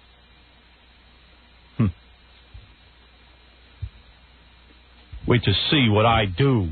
I got big plans for myself. They'll all want you at their wedding. That's right. Think I'm the only one who could... What do you think? There's only 1 or 2 people that can own everything? What do you think? I can't do that? I can pull the same trick. Everybody uses my ideas. Oh, syndication. Oh, okay. All right. Yeah, okay. That work? Yeah. Screw you, Stern. All right. Maybe it'll work over here. Sitting here like a chump. I'm not even on the air in the morning in Boston. I'm on a night they got me buried. Out of my friggin' mind over this. With the same crap phone I stare at every day. Look at that piece of garbage equipment I stare at every day. That phone, Marconi had a better phone than that. I got a piece of antiquated garbage sitting next to me. I can do better than this. Get me a hammer. I'll smash the phone in half. You know what? You got to start bringing in stuff, because you really have felt like smashing things for 7 days. I want to smash something. You might as well do it when you feel like it. I'd like to bust up this studio right now. See what they do when you do it. Just make everybody rip off my ideas. Grease man. Get rid of him. Grease man. How long am I going to sit and stare at the promo with Grease man? This is your blood pressure you're having go crazy, Howard. Jesus H. Christ. I would like you to live long enough to seek your revenge. I got a big plan for you, too. Robin Ophelia Quivers. That's right. I'd like to reveal that to you. I don't want to get you too excited, though. Vice President Quivers.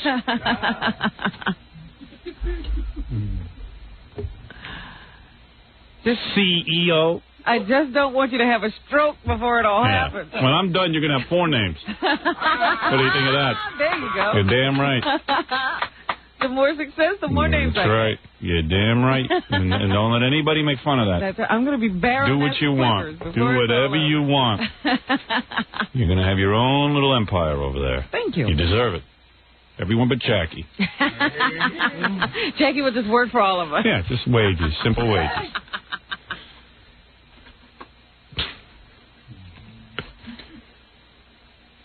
Mm-hmm. Good. That's good. Everybody sit tight. Sit tight. Don't let the bed bugs bite. Well, you played cards with the guy. I'm always 1 step ahead of the experts. I don't get strokes. I give them. I don't collapse my lungs. My lungs don't collapse. The other people's lungs collapse when I get done with them. I'm always one step ahead of the experts. They don't think it can be done? Watch. You don't think a disc jockey? You don't think a disc jockey knows what he's doing? Watch. Well, most disc jockeys don't. Right. Let's be serious. That's right. Disc jockey's always working for the man. Always working for the... This is one disc jockey who's not a whore. A whore. You're a whore? That's right, I'm a whore. I work for I don't know, I have to give everything over to my pimp. Tired of it. What is this? Throw that out. Murdoch, Stringer, Littlefield, Cub Scouts to my genius. All dogs are off? Right. Now, as of today, as of now. All talks. I'm calling them all off. All right, I have to take a break. Yes, you do. I need to get that out of my system. All right, I got a lot of good stuff today. We're going to put that aside. We were enjoying Al D'Amato's press conference for a moment. Yeah, well, too bad. So glad he's happy. Mm-hmm. Yeah. All his friends. Why don't you tell who your real friends are? Talk to me the way you talk to me in private. Talk about your real friends. Not Johnny-come-latelys and wannabes. Thank you. Hopping on the bandwagon after you're successful. You got to remember the people that make you successful, that are with you when you're down. That's when you do it. Bunch of baloney. All right, goodbye. Go ahead. I'm going home. Good night. We're back with the Howard Stern Show.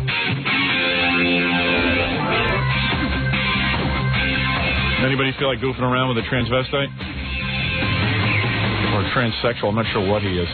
How did we come by this? Remember when we were doing the Channel 9 TV show, this black guy with blonde hair, but he was dressed as a woman and he had big giant breasts? I don't remember. By the way, for those of you listening, before my little tantrum, I took 2 Valium. Robin lent me 2 Valium during the commercial. I'm very calmed down now. Where would I get Valium? Don't tell people I get it. Oh, yeah, Robin doesn't do Valium. Right? I'm very much more relaxed now. Well, I'm glad. Yeah, I'm okay. Wherever you got Just got a little upset. I might have said some things that were revealing. I'm not planning anything. Anyway,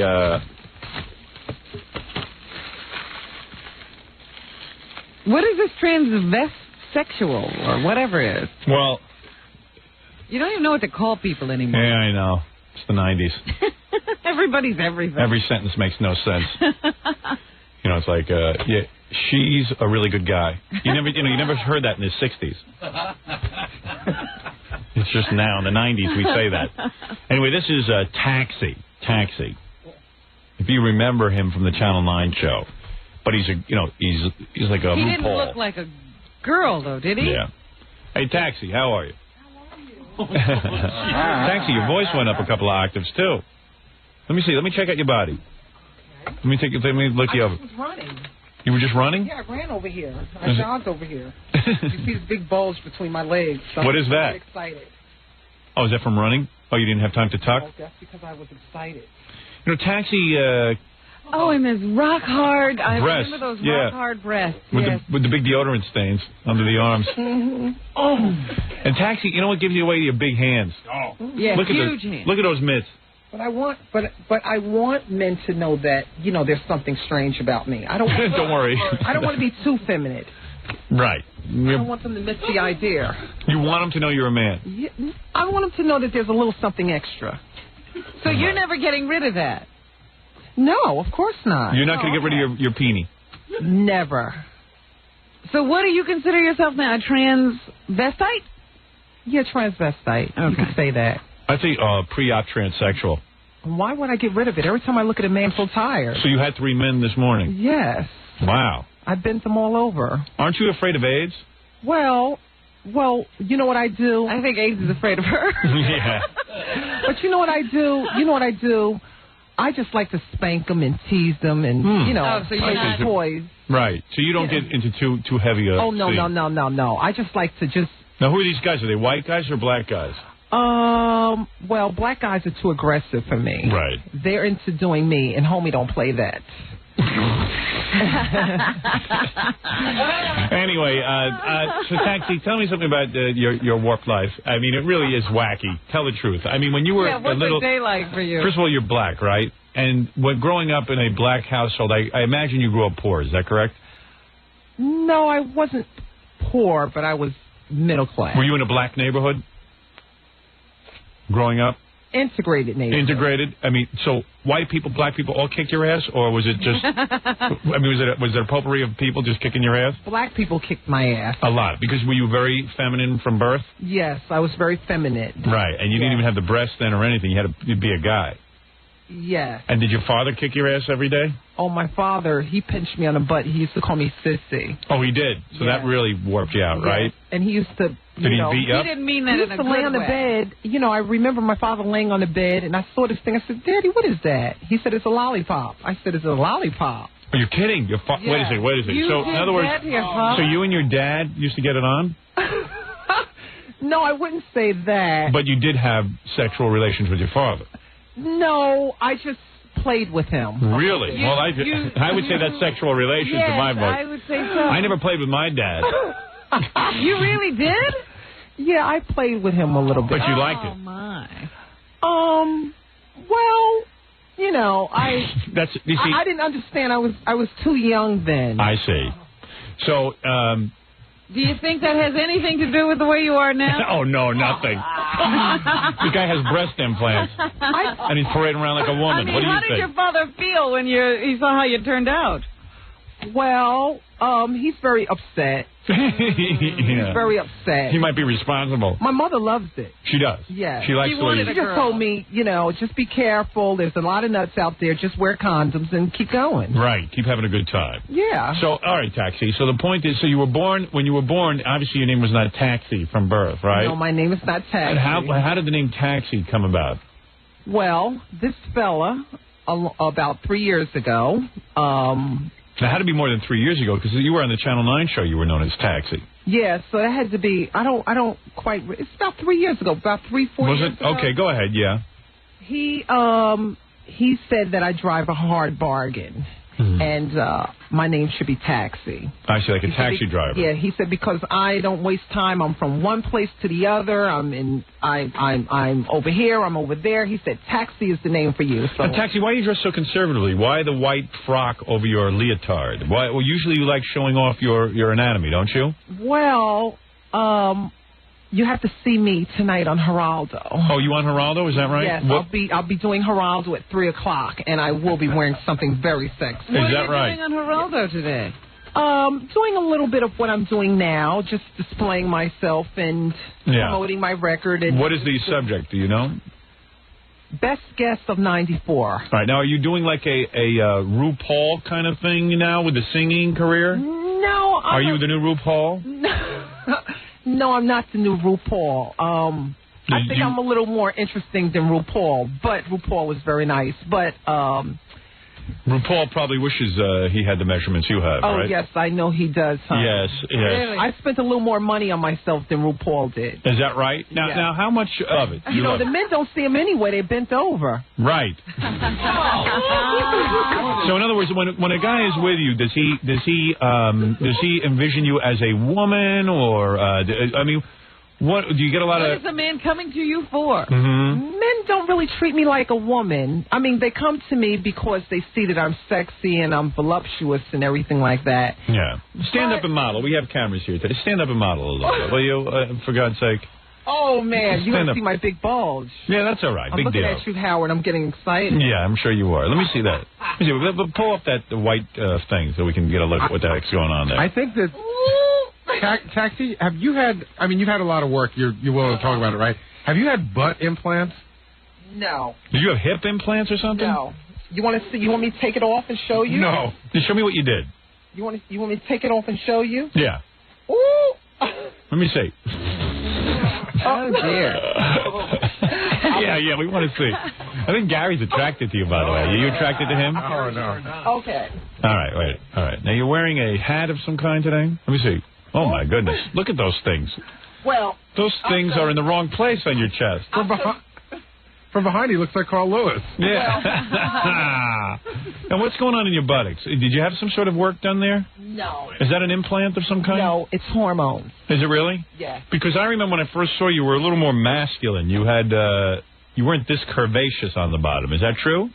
Yes. I took a lot of hormones. From the last time I saw you, I've been taking hormones like twice every 2 weeks. This is a good advertisement not to have sex with your kids. Yeah. Because look what it does to them. You know what I mean? I'm a little nervous. Yeah, I understand. So now, what did you have done since I last saw you? You've taken a lot of hormones. You had new breasts put in. What else? I got my cheeks done. Now, when you say you got your cheeks done, what exactly does that mean?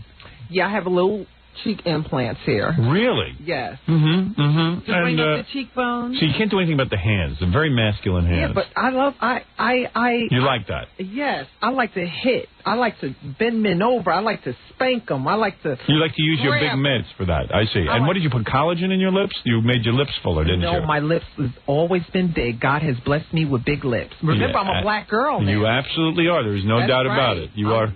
You're a black guy. No offense. You are a man. You can sit there and put eye makeup on, and you can put big lumps in your chest, but you are a man. Yeah, but I love it. I know you love it. I know you love it, but you're a man. You got what it takes to be a man. You're going to tell me this can be cured. Oh, I can cure Taxi. I don't know that Taxi wants to be cured, but that's oh boy, Howard, this poor child was psychologically damaged by his father. But I don't know that he wasn't feminine at birth. He might have been feminine, but I am telling you, every man can be cured of this problem. I know how to do it. Do you want to be a regular guy at this point?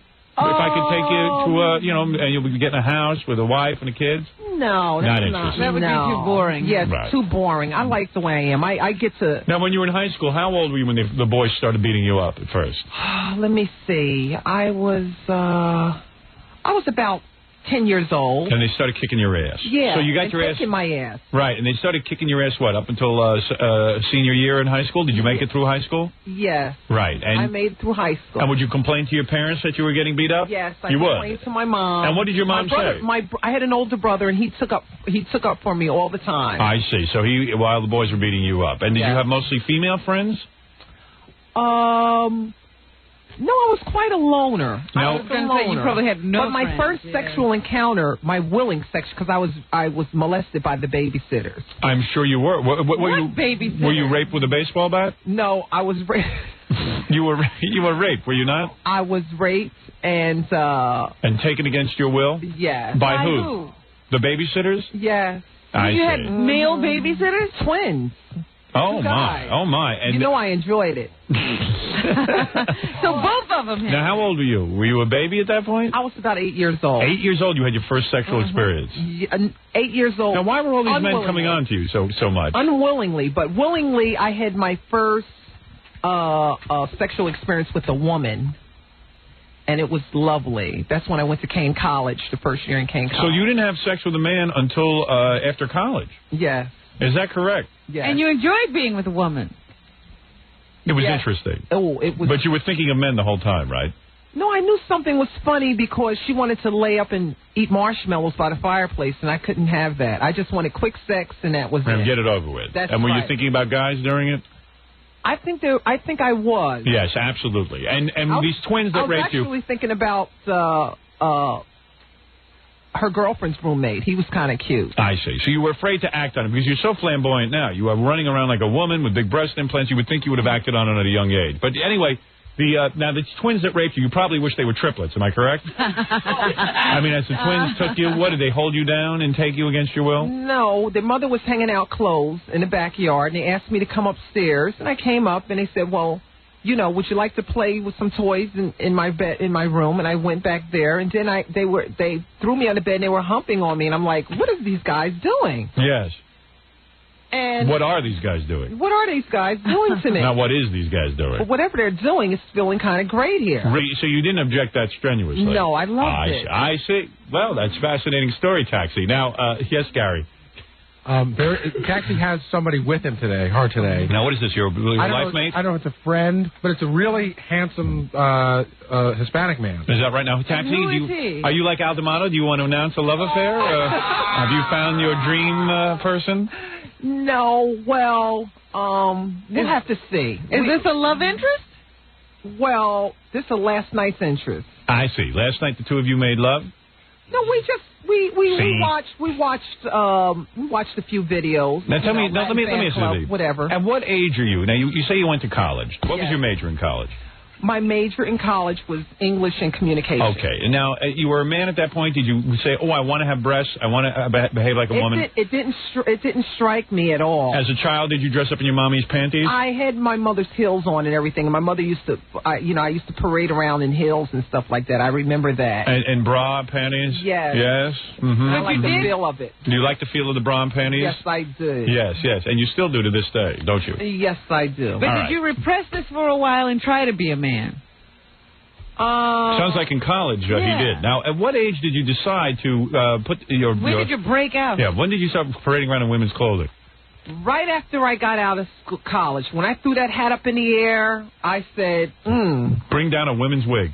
I just knew that the sky was the limit, honey. Now, did any of your professors take you home for an adventure? Actually, I did have an affair with one of my music professor. I went on his boat, and we made love on his boat. I don't know that you want to say that. I think you got to realize this is radio. Okay. All right? You got to clean it up. He made you very happy. Yes, he made you very happy. Okay, thanks. Now, I got to meet the guy. A girl's got to do what she's got to do. I got to meet your boyfriend. You think he'd come on the air with us? Is this who? The Puerto Rican guy? Yeah. Well, you're talking more and more like a woman. I got to tell you, the last time I interviewed you, he was very masculine. You were like, "Hey, how you doing? A taxi." I got to tell you, your voice has. Isn't that true? I think it's true. Yeah. Yes. Now, what happened? You took tremendous amount of female hormones. Yes. I see. Johnny. Oh, this is Johnny. Hi, Johnny. Oh, Johnny. Now, Johnny, let me ask you something. You look like a regular guy. Come here, Johnny. Johnny, what the hell's going on with you? Johnny, you into broads or are you into guys? What are you into? I haven't quite decided yet. Really? Yeah, right. You're not sure, right? You're on the fence. Now, where do you meet a taxi? How did you come in contact with taxi? How did we meet? You don't know? Well, we met a while ago, and, we just started dating, and, Now, where do you go to date? Yeah, like, where's a romantic date for Taxi and Johnny? My apartment. I see. You guys, so Johnny, what happened? You're not even clear if you're gay or if you're straight, right? No. Because you look kind of straight to me. I feel straight. You do? Yeah. Is this a big secret in your community that you running around with Taxi? You haven't taken her to your neighborhood. No. Not yet. I see. But in other words, you're not shy about being with a guy. Absolutely not. You don't care. You don't care if people know. Absolutely not. Super. So what, did your father molest you too, or? No, absolutely not. No, absolutely not. When did you discover that you had this interest across? Last night. After the spanking. I see. So you mean you went up to Taxi's apartment for the first time last night? Yes. And Taxi, were you under the assumption that this was a woman or a man, or you knew what the score was? I knew. You knew. Yeah, he's not blind, Howard. Believe me, you take a look at those hands, you know right away. That ain't no woman. So, now, are you interested in... marrying Taxi like Senator D'Amato and Claudia Cohn? Are you the new power couple? Do you think you could be doubt in a relationship with Taxi? No, I find Taxi very interesting, very unpredictable. Yes, absolutely. And exciting as well. Don't forget sexy. Oh, yeah. Very sexy. So anyway, oh my. So wait a second. So you go up. Do you go up to the apartment with Taxi? What point in your life do you decide to put those two big water bags in your chest? How old were you when you did that? Well, I don't want to mention age or whatever. Right. But what I want to say is... how many years ago? I really regret it. You regret putting the breast implants in? Yes, because they get in the way. You don't like them? I like them. They draw the men in, but the men like them, but, I can't get a firm grip. I see. You feel like they're just two big lumps in your chest. Because they look painful, I'll be honest with you. It doesn't look like you paid a lot of money for those. Yeah, they're in the way. You know what? It seems like you're a guy who had a really tight chest, and in order to stretch those two lumps out, they really had to do a number there. Yeah, they sure did. Right, but you like them, right? You like her chest that way. Yeah. Yeah, but you like the male equipment as well down there. Yeah. Yeah. All right. Well, there's a. Now, when you were a kid growing up, did you realize you would like a guy who had male genitals and a big lumpy chest? and big female chest. I mean, this is unbelievable, right?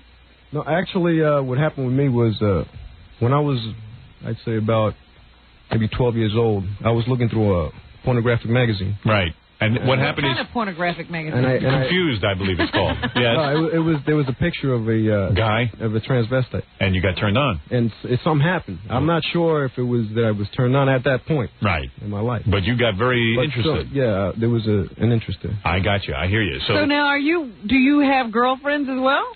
Yes. Yes. Really? Well, not anymore. I'm interested in women as well. As a matter of fact, I find you very attractive. You don't have to go there. You go, Rob. There you go. Robin You brought him back. Robin will feel you. What kind of music do you listen to while Taxi is bending you over and being incredibly unnatural? So you guys like to do it to disco, or I prefer heavy metal, personally. Or Taxi's new album, which I'm holding up right here. That's Taxi on the album? That's Taxi on the album cover. I'll play that for you in a minute. I will play some of Taxi's new album. Rude Taxi. So you met Taxi where? On the street? Was Taxi just walking around? Yes. And you just answer like you're on the witness stand. I'm going to swear you in. You promise to tell the whole truth, nothing but the truth, so help you God? I do. Okay. Is Taxi huge? Yes. Yes. Okay. Now, you're walking around on the street, I assume down in the village where this kind of nonsense goes on, and you see Taxi on the street, and you approach Taxi? It was a mutual approach. I see. And what happens? You have this mutual approach, and Taxi says, "Come up to my apartment." Not quite. Not quite. Not right away. What happened? She had to get to know me better. For how long? About 5 minutes? 3. 3 minutes. And what'd you have? About 45 drinks? I mean, come on. You're going to bed with a guy with breasts. You know what I'm saying? Taxi. What is under Taxi's hat, by the way? Taxi, take off your hat. Pull that hat off. What is underneath your hat? Never. You came in here like that. Take that hat off. Come on. No. Now, I see there's blood stains all over your buttocks. Is that an indication of last night's fun? Oh, no. Ouch. Hey, let me hear you say ouch. Anyway, Taxi, you brought him up to your apartment, and he took you right away? He took you? No, actually, we listened to a little music, and... Who made the first move? I did. You did? Yes. You bent over and kissed him? I laid him down and kissed him. Isn't that nice? Mm-hmm. And you did a bunch of unnatural things? I slid down those little, nice little shorts of his. I like to give massages. That's what I meant. You know what? I'm not into hardcore sex. Taxi, I'm going to puke, if you don't mind. Just hold on a second. One second. Let me just puke.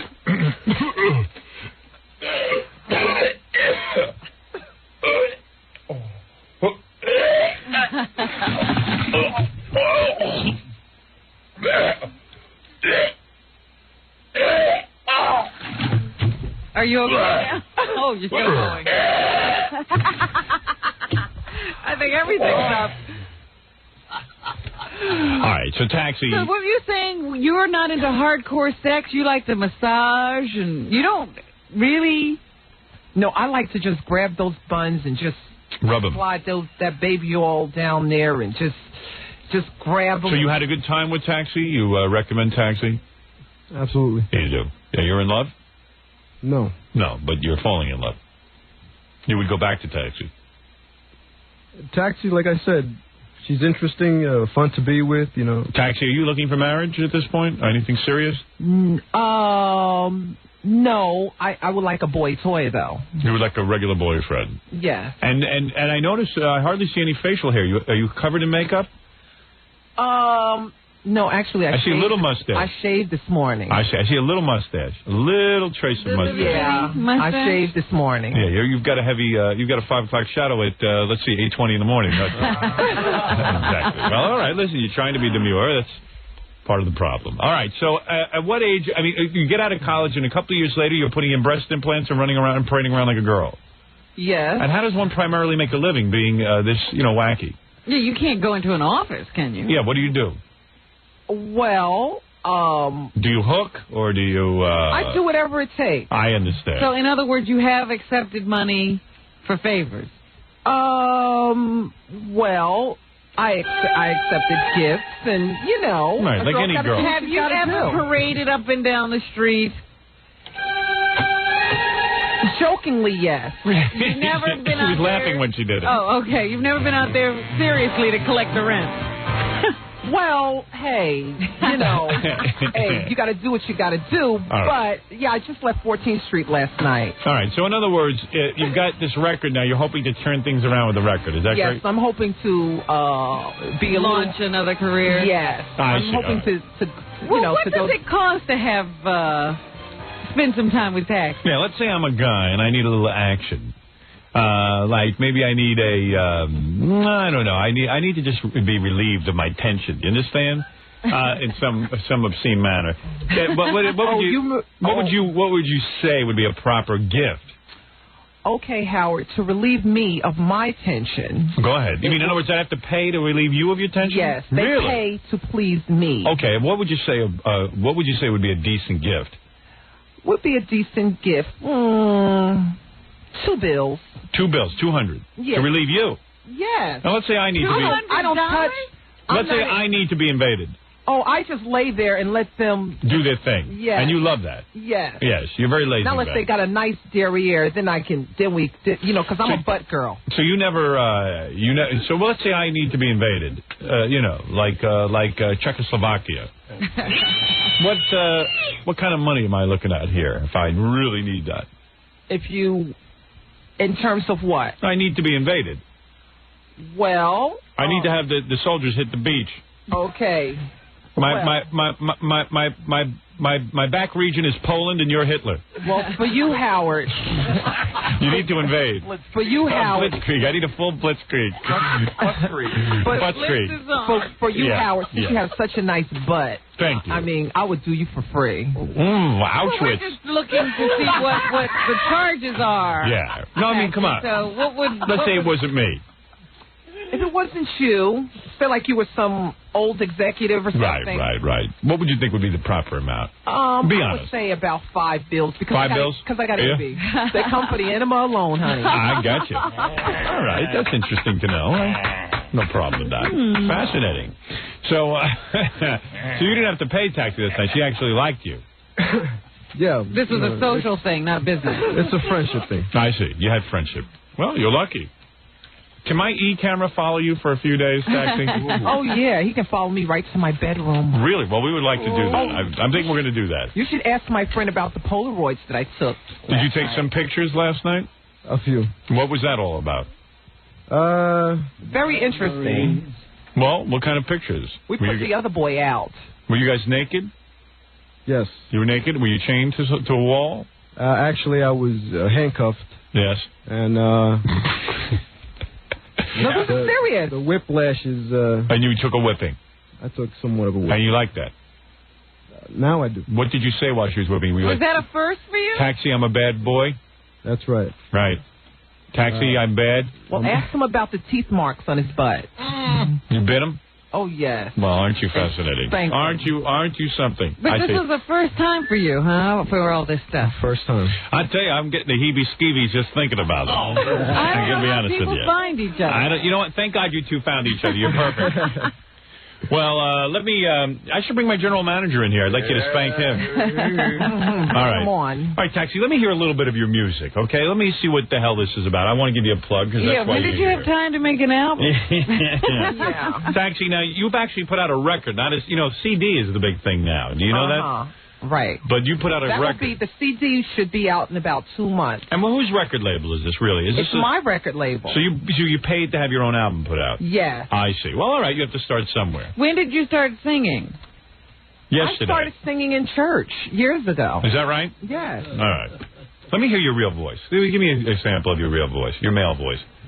Hey, Howard, I want to go out with you tonight. That's what I thought. Well, that must take a lot baby, of work. bent over. Wow, no kidding.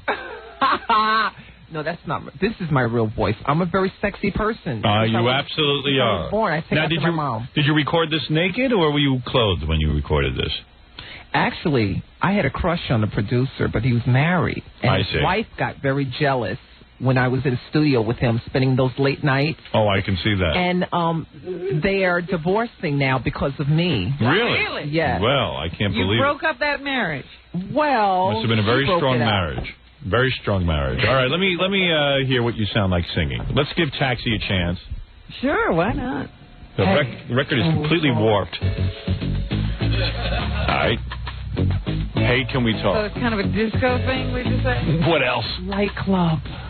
Want to dance with me, Taxi? Huh? Nothing. I would love to. Really? Yes. Oh, you got nice lips, Howard. Real words like that. Let me see you dance. Let me see you dance. Go ahead. Well, There you go. I'm a little nervous. Don't be nervous. You're an entertainer. Go ahead, dance with your boyfriend there. Let me see how you dance.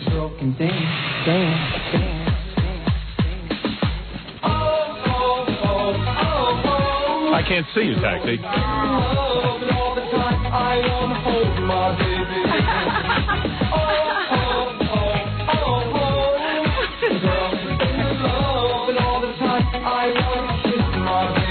That's it? What dancing is that?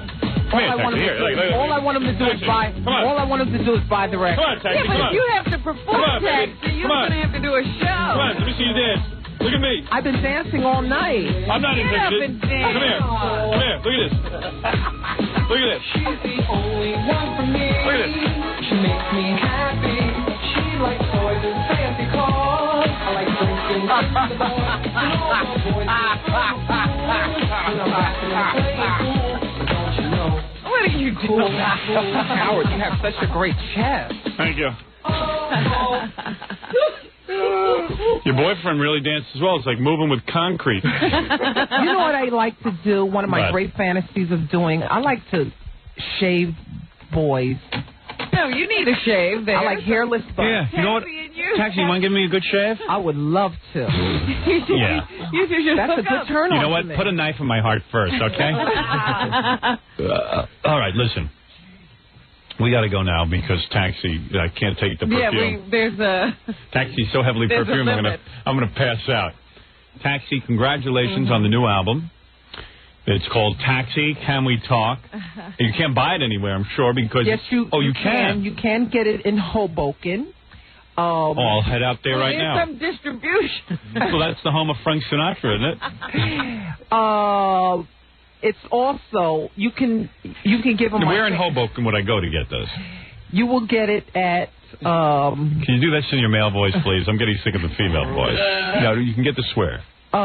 You can get it at. Oh dear. It's a couple of stores in Hoboken that you can get it. I don't actually have the. So we should just go hunting for this record. Right in Hoboken. Right. Right, And we'll go right in Hoboken. Hoboken isn't that big. Right. So it's only the distribution is only one record store in Hoboken. No, it's also in a few stores in New York. Vinylrama, or there's a couple stores in. Don't you think it's a little too much effort to go through to get this record? I mean, you got to, what do you want to really do? You want to get it played on the radio and in clubs, right? I wanted to get in clubs. It's really a promotion. What is the name of that record you just played? Taxi, Can We Talk? Okay. Say, Can We Talk? Right there. That was the club mix I played. I didn't play you the R&B mix. Oh. There's a whole nother mix on Oh, here. my goodness. I didn't know that. See, the R&B mix is this. Okay.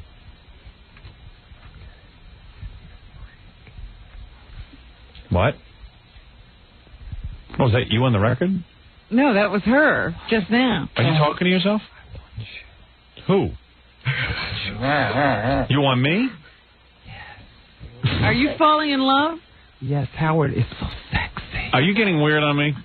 I'll throw you right through the glass. You think you can take Taxi? I heard voices. I hear voices. Yeah. What are you whispering over there? You can't even look at me. You're so in love. But do you think you could take Taxi if Taxi tried to come on to you in I don't think I a very can beat him up. strong way? No. You'd have to submit. I think he could rape me. Taxi, those arms are a little ashy. You know, black people get ashy. You got to. Well, I just jumped out the shower. Yeah, you need to put some Vaseline on those hands and arms. Cornhuskers. Yeah, you need some cornhuskers. I did. You did? Yeah. All right, getting a little gray there. Mm-hmm. No. I lotioned up before I left the house. All right, very good. Black people need lots of lotion. And we sure do, honey. Yep. This is the R&B mix. Big difference, right? See? Right? Yes.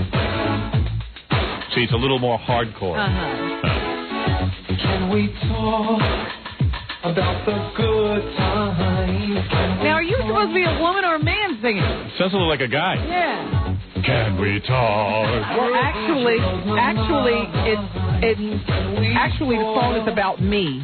Oh, it is? She's the best I've ever known. Yeah, I'm talking about myself in the record. In the third person. She's the best as you. Yes, that's me. That's right. I'm talking about me. I'm very vain. Yeah. You really are very vain. So you're a guy talking about a girl. Or you. I'm talking about me. What a style that's so unique. She knocks me off my feet. She wants some loving and romance. I think I'll take a chance. And don't you know, the girl can dance, dance, dance, dance. This is Colleen Ferguson.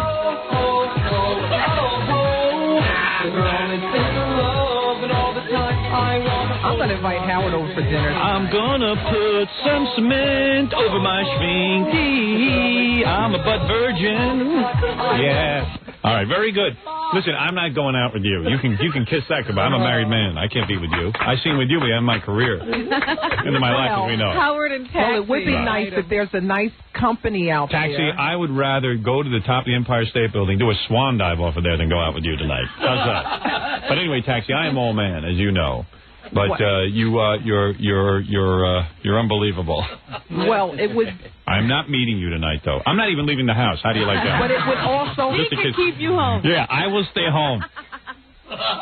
Now, congratulations to your boyfriend here. He seems to be really in love. He can barely take his eyes off you. And I'll tell you, the two of you. He's wonderful. Is really, he? Really? Yeah. He gave you a good time. And you two, I gave him a good time. Good for you. Good That's for you. why I'm so tired. Hold it. Hold on. I'm going to puke again. Hold it. Now you did it. We can't wait to leave so we can get back at it. Is that right? You'll go right back at it? Probably. Really? Good for you. All right. Well, boy, for a first timer, you're jumping right in there, aren't you, pal?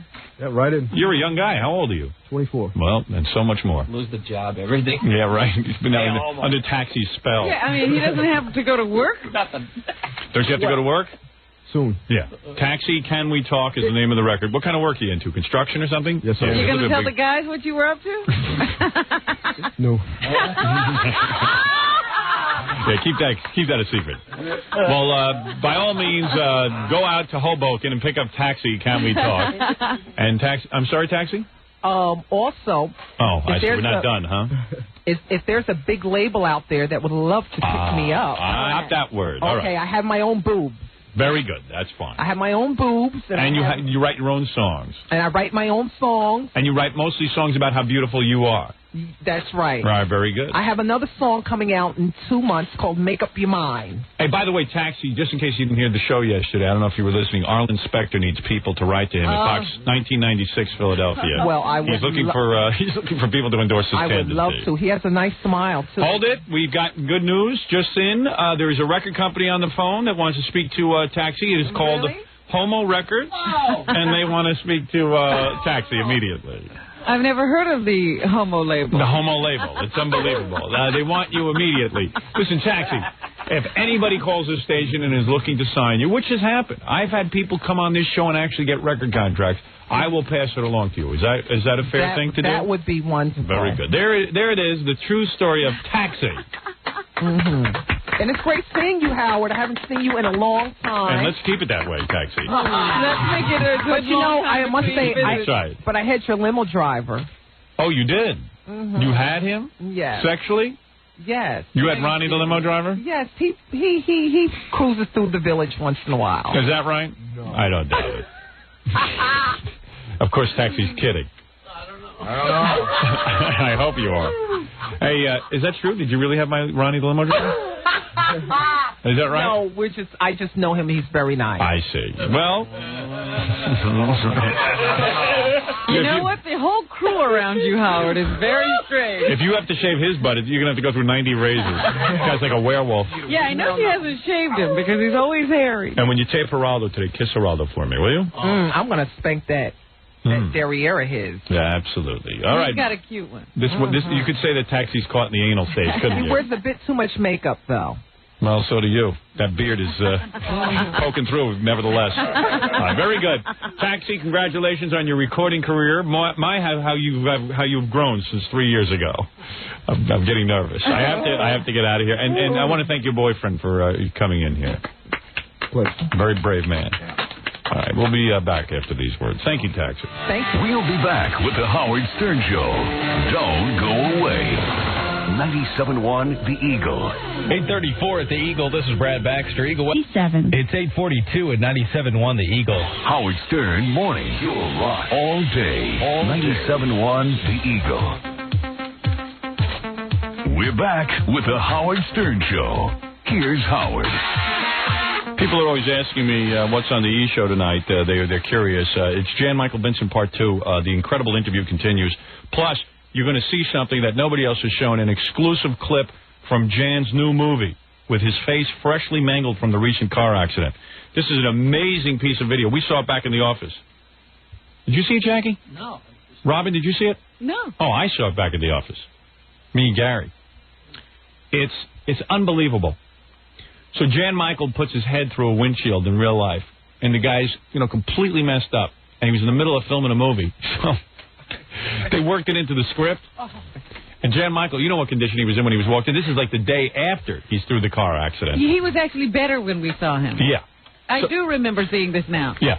And he walks in, and Dom DeLuise is acting with Jan Michael Vincent.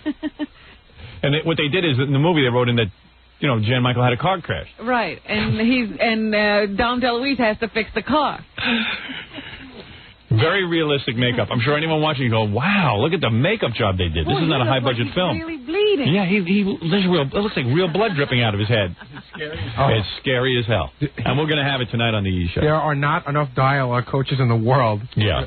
Don always goes, what do you need done to the car? And Jan Michael Vincent goes, yeah, he goes, you got that? Can you roll it off?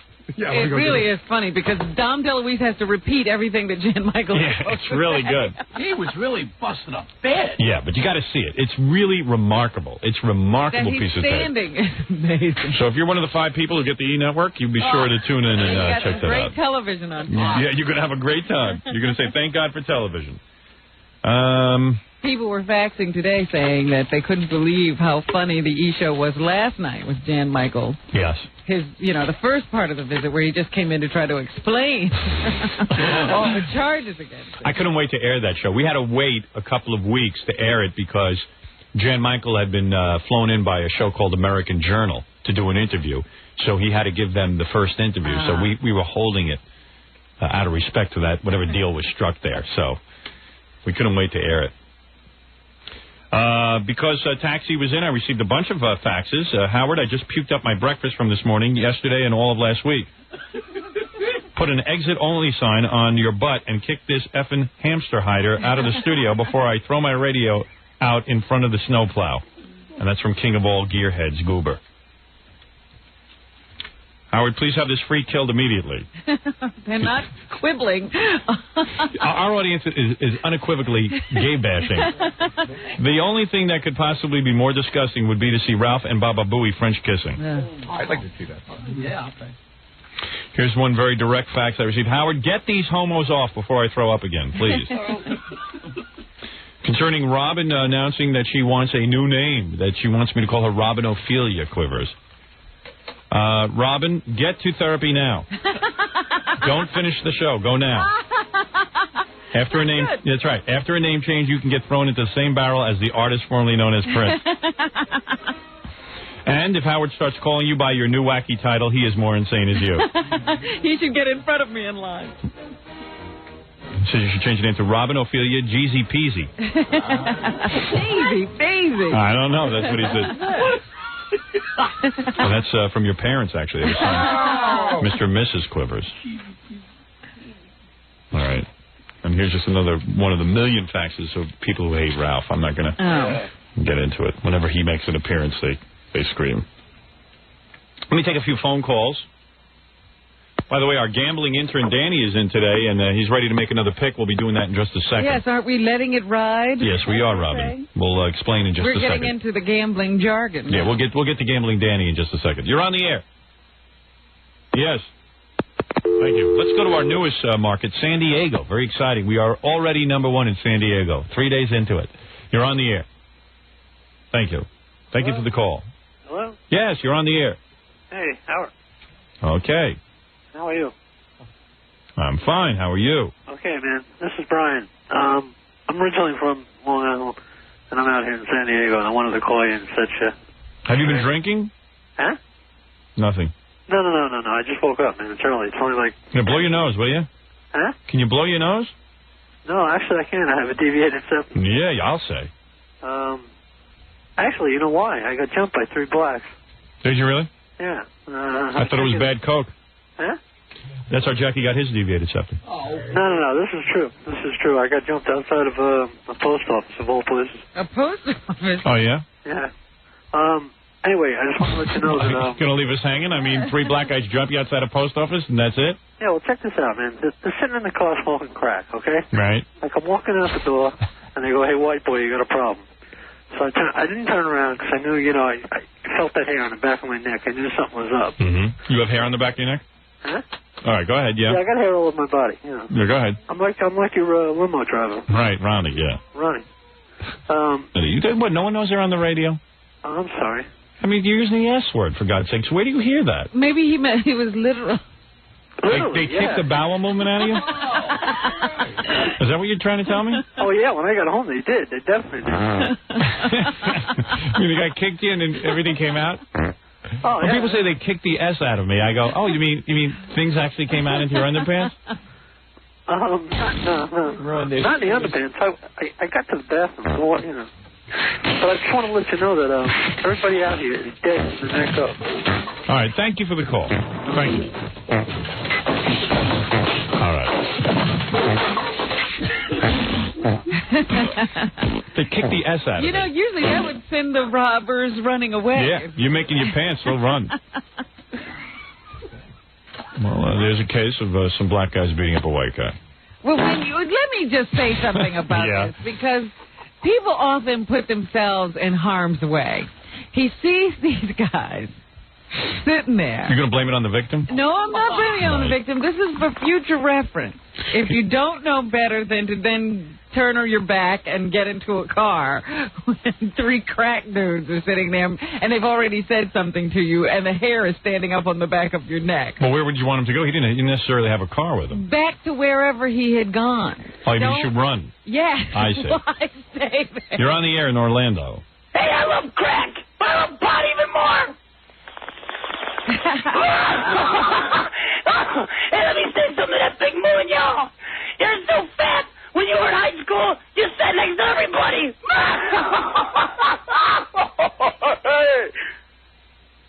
All right, thank you, Jackie. Thank you very much, pal. Hey, Jackie? Oh. He doesn't have any more material. Right, that's it. He sounds like Jackie Kennison. That's a tape of Jackie in Vegas.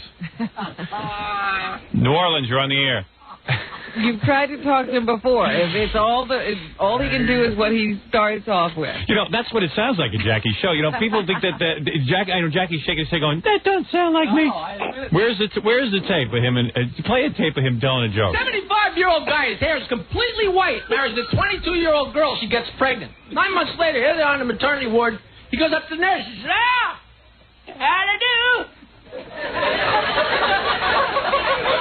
The nurse says she had twins.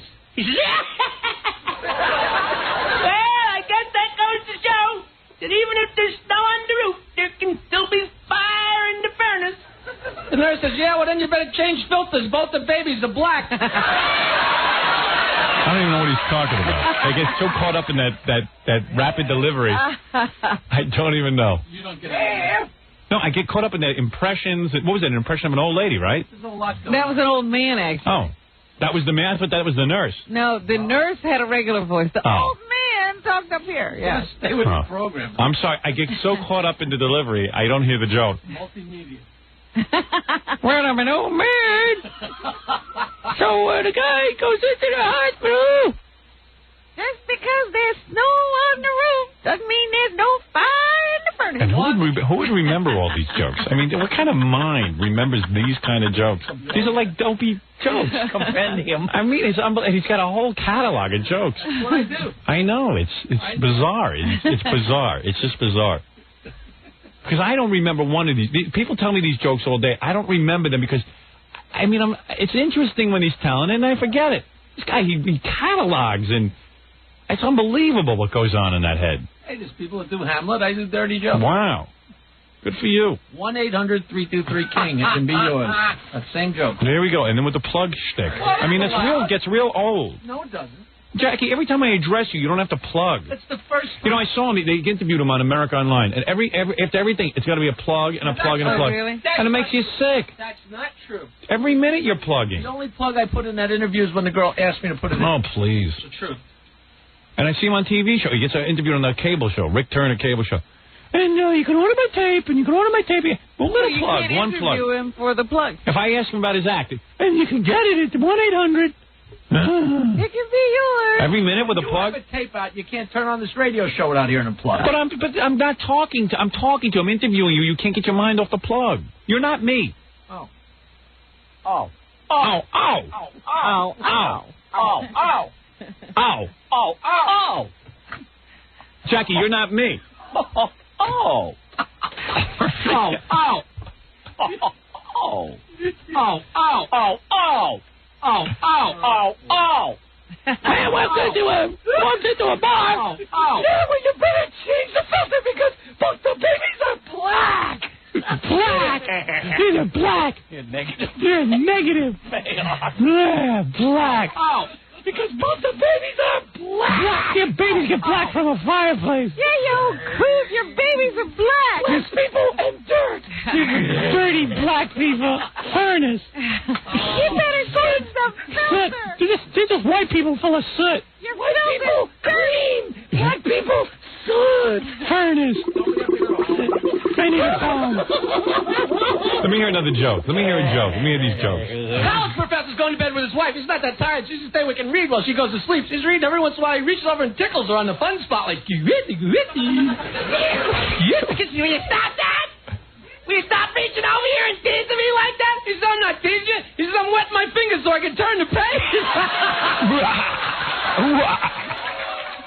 Starts laughing. He turns red. He's like, they understood it. Ah, they're drunk. I saw you on Star Search. Nobody understood it. I went to a wedding. There was a fat lady walking down the aisle. She sideswiped everyone. Oh. Very funny. It's like I remember that one on Star Search. Yeah, and then the letter Q one. Yeah, I don't even still get that. Big fat woman marries a skinny guy, and they walked down the aisle. Looked like the letter Q. Of all the jokes to tell on Star Search, let that guy Steve-O beat you. Yeah, a bunch of fat jokes. Yeah, great. People looking at me the next day like, you hired him? Jokeman. Jackie the Jokeman. Oh. 1-800-323-KING. Stop at the plug. Where was I? College professor says. College professor. That one starts out at such a... College professor turns the page. I'm gonna wet my fingers and turn the page. Where do you go from there with all that? College professor turns the page.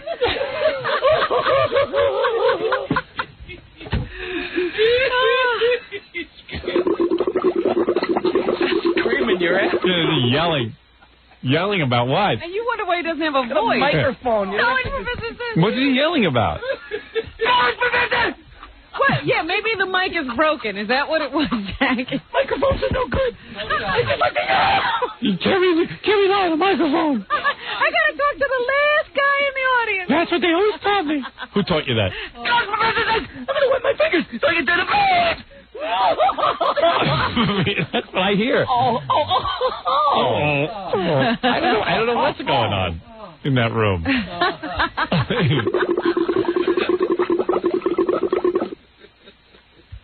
Too many bongs.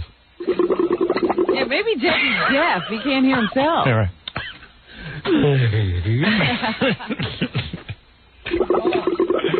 Just drink this bong water. Drink the bong water. So he turns into a super nut. Watch the TV melt into the floor tonight, and then get up and go to And work. then he drinks the bong water, and then he starts screaming into the microphone. I freeze it and just like a lollipop. You know, but I thought Power was supposed to mellow you out. Oh, yes. Yeah, he's obviously not smoking enough. You do pot and didn't go. And he gets stoned before his concerts. How did you do, Sonny? This is a guy who smokes a bunch of reefer before he goes out on stage. Calm down. To calm down. Calm down. Yeah, and then he writes songs about marijuana. Vitiligo, look at Michael Jackson's face. Explain to all you people how this outlaw causes fun. See, pot don't make you older, and pot don't make you fat. This makes you feel real friendly, and you know that's where it's at. We once had a party with friends from everywhere. Party! All the crazy don't you know, you name them, they were there. Music blasting, drinking moves, running all about. Making small talk about a gig and checking each other out. The novel and his orchestra now. We were chugging these. What is it? Hold on. What? Another big fan of Jackie the Joke Man's. Senator D'Amato is on the phone. Oh. Boy, and I think he heard everything. Oh. Hi, Senator. Who is the imposter making believe that he was Howard Stern and assailing me? It must have been a total imposter. I never assailed you. I got upset. How could you? You think I gave you up? Would you just? Why don't you tell people the truth? Imus is a loser. Imus didn't endorse you when you were running last time. He didn't do you any favors. You know who backed you. Don't bring that guy's name up anymore. Stop it. I didn't bring his name up. He's got a 3 rating. Do you know what my rating is? It's over a 9. I'm on every city I'm on. I'm in number 1. Did you know that I didn't bring his name up? I know, but please, Senator, we have a love thing going here. Absolutely. So what's going on, man? Listen You to me. saw Claudia? Listen, I always thought Claudia was a knockout. I always did. I used to talk about her 10 years ago when she was on Regis and Kathy Lee. Yep. She is. She's a knockout. Beautiful. She's a wonderful person. But I don't want you going nuts with this whole thing because you know, listen, it's love now. Yep. But love fades. Love fades. You understand? No, who said that? I say that. No, I heard this other voice, my beautiful friend. This is what Howard has told me. Listen, you know how much I like you. You know, we have a personal friendship. That's right. That's absolutely right. It's really true. We have fun together. So how come we're not going to the wedding? How come we're only going to the reception?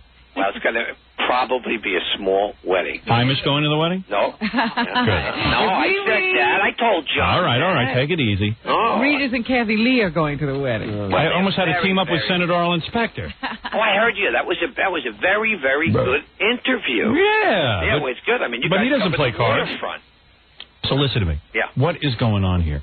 You're concentrating still on the Senate stuff, though, right? Oh, sure. I'm down here right now. Okay. I'm down in Washington. We're going to hold our hearings.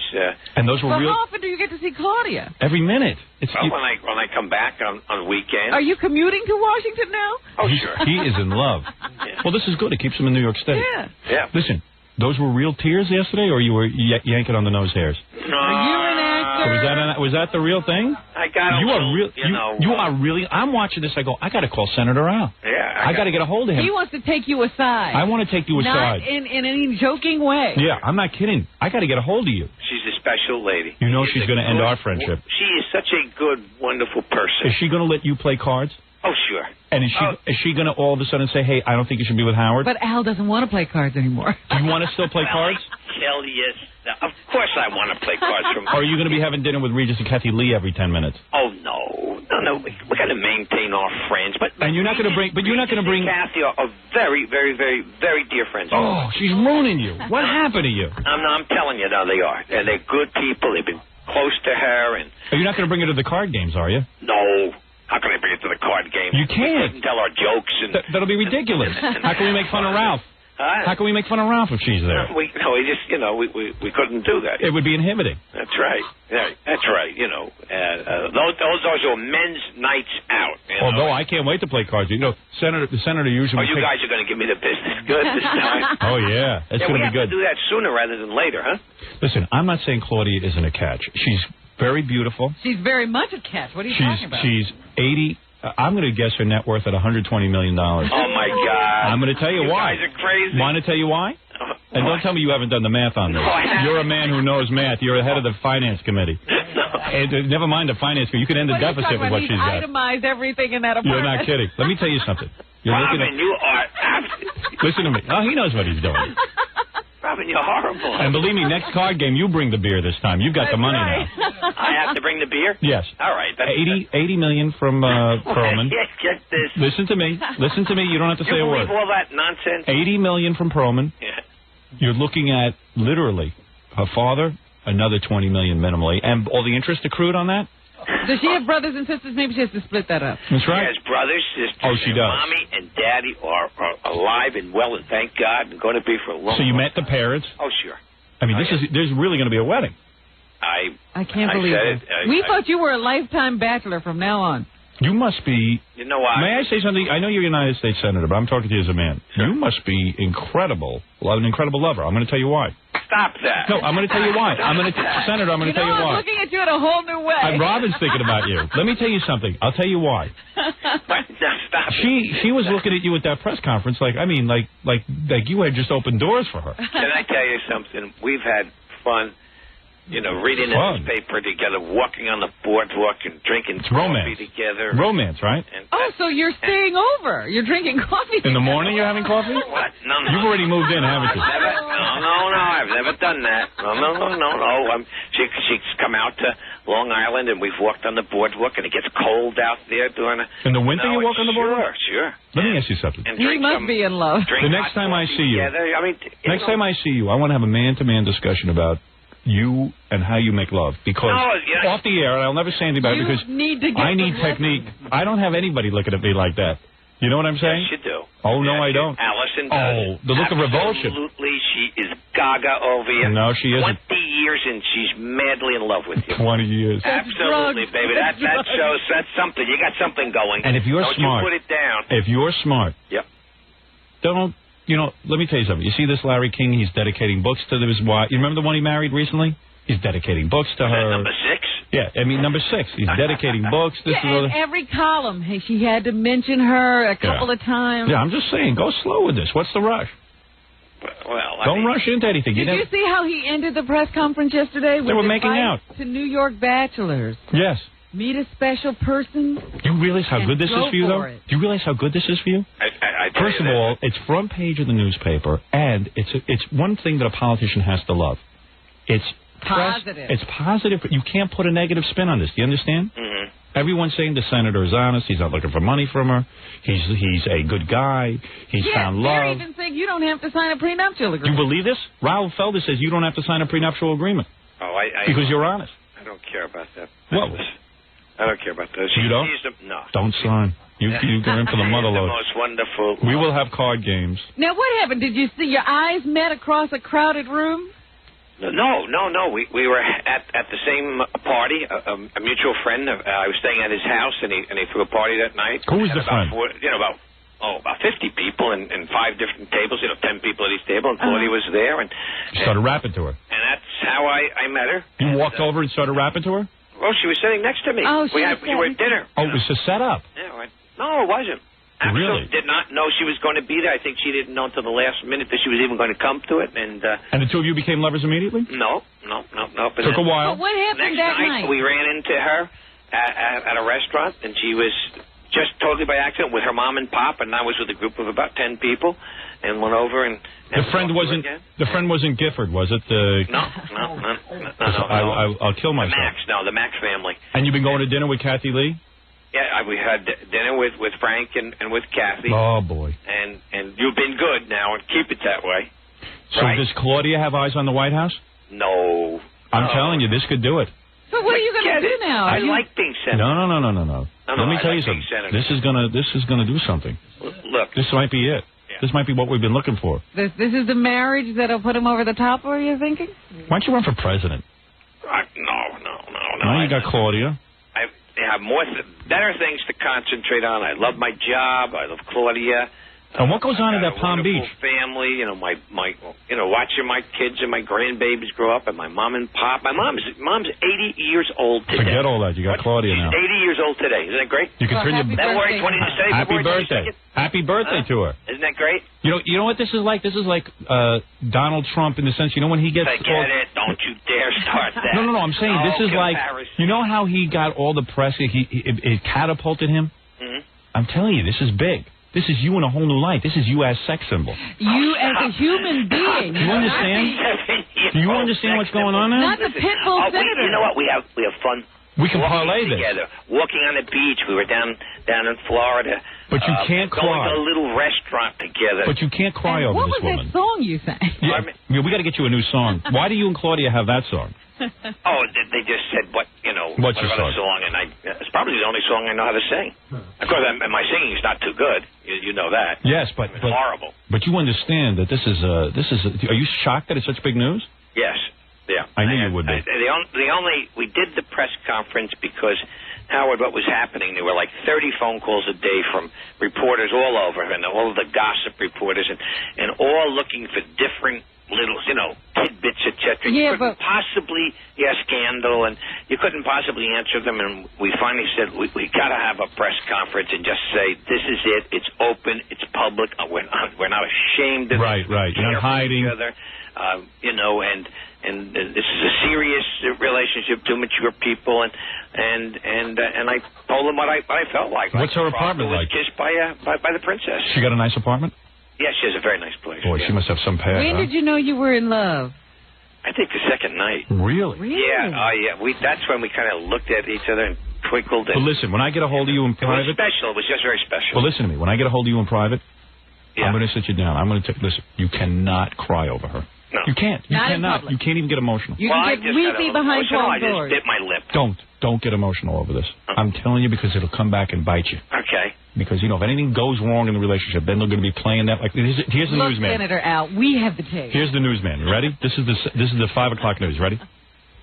Senator Al was crying tears of happiness a year ago, but now it's tears of sadness. Oh. You understand? No, yeah. I don't want you getting hurt in any way. I only want upside potential on this. Well, you wait till you meet her. And I don't want her running your life. She's a wonderful person. Don't forget, you have a wonderful life. Yes, You're able to come and go as you he please. looks like a happy guy. You are the happiest guy I know. I'm jealous of you. Secretly lonely? I'm not allowed to leave the house without my wife's permission.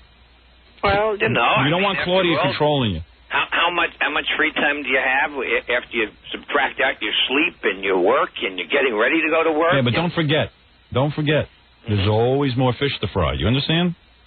Yeah, but sometimes you get done tired of fried frying. fish, apparently. Evidently, you fried some fish. I haven't fried fish in 20 years. I'm in bad shape. I don't know. Listen, gang, I just want All right, Senator, let me congratulate you. I'm glad you called. Thanks, Rob. I got a little upset at the press conference. Yes, congratulations. I'm very happy for you. Senator, congratulations. Thank you. Remember, I'm your man. Absolutely.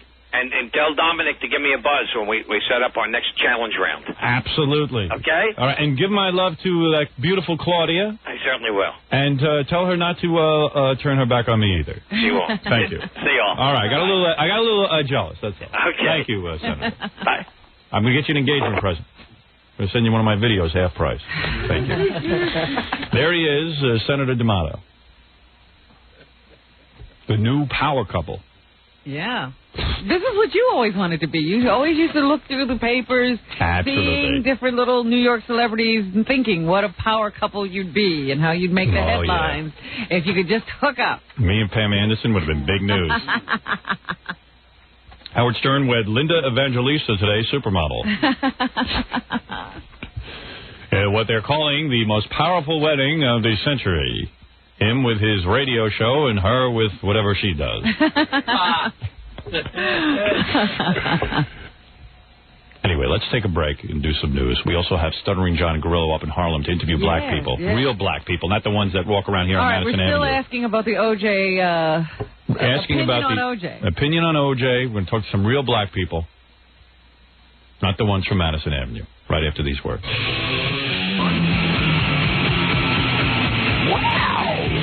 You're listening to The Howard Stern Show. Once again, Howard Stern. I got that Jan Michael Vincent clip, but on our phone from Harlem, USA, is Stuttering John and Gorillo. I have both of them there. You guys up in Harlem? Hey, Howard, what's up? Howard?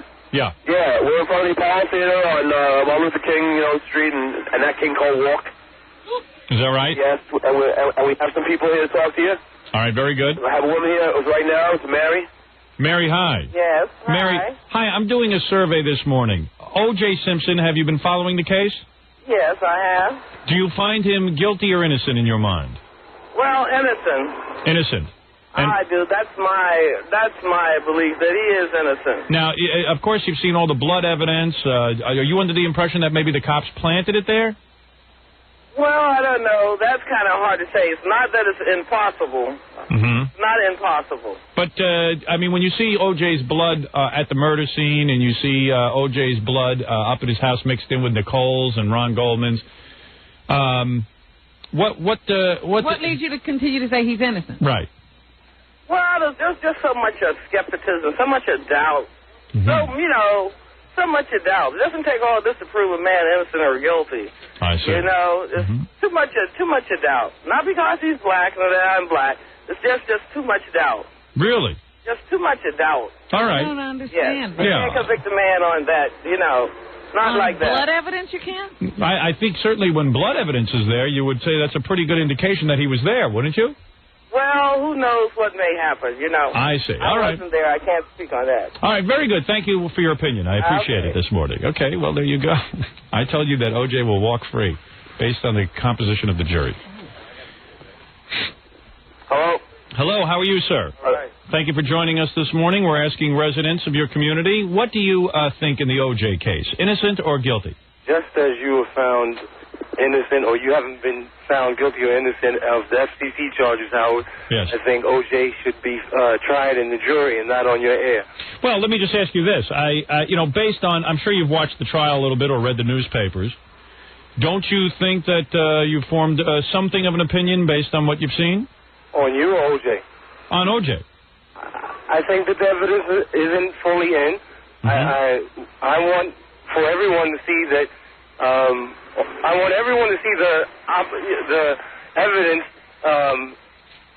I want the evidence to speak for itself. So you will not take a guess as to whether or not you think he is innocent or guilty. Now, by the way, your opinion will not change the outcome of the jury. So I understand that. You can feel comfortable. Wholeheartedly, and I also understand that your opinion won't change the verdict as well. Absolutely not. And I think that it's unfair for you to be on camera on a daily basis and convict O.J. before he's had the opportunity to get a fair trial. Well, let me just say something. $10 million or not. I have not been able to convict O.J., nor will I ever be able to. Yeah, with all of it. Because you have influence with who's elected as far as Senator D'Amato, Pataki. Right. But what does that got to do with O.J.? I'm asking you for your opinion, not my opinion. I think O.J. is guilty. You do think he's guilty? Yeah. Well, there you go. Very good. That's all I wanted to know, whether you thought he was innocent but or guilty. I also think you're guilty of your FCC charges as well. Well, that's your opinion. And I'm entitled to it. And absolutely. No one says you don't. Good morning. Now, I will suggest to my audience that you are just saying that now. I believe you think he's innocent. No, I don't believe that, Howard. I'm a man who can speak for himself. I don't need you to dictate what I think. Mm-hmm. I don't know. You seem awfully hostile. I'm sorry? I say you seem awfully hostile. All black men are hostile. You realize well, that, okay. Howard? Thank you very much for that. Huh? I didn't realize that. All right, let me speak to the next guy. Thank you very much. Thank you for joining us. Hello? Oh. Hello, sir. Oh. I'm conducting a survey this morning based on what you've seen of the O.J. trial. Innocent or guilty, in your opinion? I believe him being innocent. You think he is innocent? I think he's innocent. Now, let me ask you, what would it take? I see all this blood evidence. I see that O.J.'s blood was at the scene. The glove on his ground. The glove on his ground. In his home. How do you think all of this happened? Well, I mean, we have, everyone, understand that we have, that's human. We do have the same blood types. You understand? And then if they commit him as just because of a blood type that they found, you understand, around the housing area, and they just pulled his blood samples and seen that it's a type O. Let's just say, for instance, that of course it was a type O. I might have a type O. You might have a type O. You know what I mean? So it's no, actually, sir. Are we guilty? No, actually, sir, it goes beyond type O. What it is DNA evidence that actually it would almost be a 1,000,000,000 to 1 shot that it would be wrong. It actually matches exactly O.J.'s DNA. Uh-huh. Now, what do you make of that? Oh, well. It's actually his blood at the crime scene. And what is all, But they haven't found any scars or anything on his body yet. Well, they found. But do you have blood in your house and blood on your Bronco and blood in? Is your blood at any crime scene? Well, I mean, of a wife that you battered. I mean, wouldn't it lead you to believe that he might be guilty? Yeah, well, you know, it's a possibility. Everything is a possibility. I mean, If he had thrown up in the air right now. If he had one of her arms in his suitcase, would you change your mind? Do you know they just found her arm in his suitcase? Well, you know, as humans, we all have arms, Howard. Well, we all have arms. How can they tell it's her? It's a possibility. Well, let me ask you a question here. Is it a little hesitant? He just said it. There is a possibility the blood was planted. Oh, I see. Is it a possibility that O.J. did this, or do you think that this is a racial feeling that like a black guy doesn't want to say? You don't think it has anything to do with race? I don't think in them terms. Those is never entered Really? my head, really? At all. I mean, how are we ever going to? Black or white type of thing. How can we ever convict anyone? I mean, quite frankly, here's a guy who had a history of wife abuse. He had a history of beating up women, not only his wife. He certainly had his blood all over the scene. He has no alibi. Wouldn't you say that this is persuasive? Yes, it was sound persuasive. I mean, you know, anytime you have two lawyers fighting against one another, you know, like they're doing now, you know, you're going to always find the greater possibility than one that's telling the best lie. Mm-hmm. You know? I must tell you, absolutely agree with that. You are very persuasive yourself. Are you a member of the defense team? I have to ask you that. Excuse me? You are not any member of the defense team, are you? No, I'm not. All right, thank you very much, sir. Thank you for your opinion this morning. How we have some nice ladies here? Ladies, good. Yeah. Okay, ladies. You go, ma'am. Hello, ma'am. This is hello. Oh, ma'am, could you hear him, ma'am? Here, take this. Hello, how are you, ma'am? Just handed a beer to somebody. What do you say? He just handed a beer to somebody. Oh, a beer. Hello, how are you? Hello, how are you? Wouldn't you say it's a little too early to be drinking beer? Yes. But you don't care. It's a fun day, right? Oh, yeah, it's a fun day. It's a shopping day. Yeah, absolutely. And let me tell you something. Nothing goes better with shopping than a beer. You know, it's so funny. Right. Yes. Hey, let me ask you a question. The O.J. trial. What is your take on it so far? Innocent or guilty? What is my opinion on O.J. Simpson? Yes. Well, I don't think he did it. You don't? No, I don't. Now, I'll drink to that. Let me ask you something. I'll drink to that. Now, let me ask you this. You say that O.J.'s innocent. Now, what do you get thrown at all by the fact that there is blood, O.J.'s blood? I mean, like, your blood isn't anywhere. These buses are going by. Say it again? I say, isn't it peculiar that there's blood all over the place with O.J.'s blood there and O.J.'s blood in the bedroom and O.J. has no alibi and O.J. used to beat this wife? Well, my opinion on that, too, is it was a setup. Thank you. It's a setup. It's a setup. Yeah. You think the cops planted the blood there? Well, I don't know who planted it there. I'm not saying the cops or anybody else. Whoever else did it, you know? Mm-hmm. You think O.J. To me, it sounded like a setup. You think it was a setup? Yeah. Well, what makes you believe that? Because O.J.'s a black man? No, not because he's black. If he was blue. If he was blue, they would do the same thing. And why would somebody want to set him up? I don't know. We'll give the same justice to anybody. If I was green. Did you think it was a setup when he beat his wife? No. I know about abuse, okay? Now, what about this evidence that they found a piece of Nicole's arm in O.J.'s luggage? What do you make of that? He said, arm. Yeah. Now, what did you think when you heard that?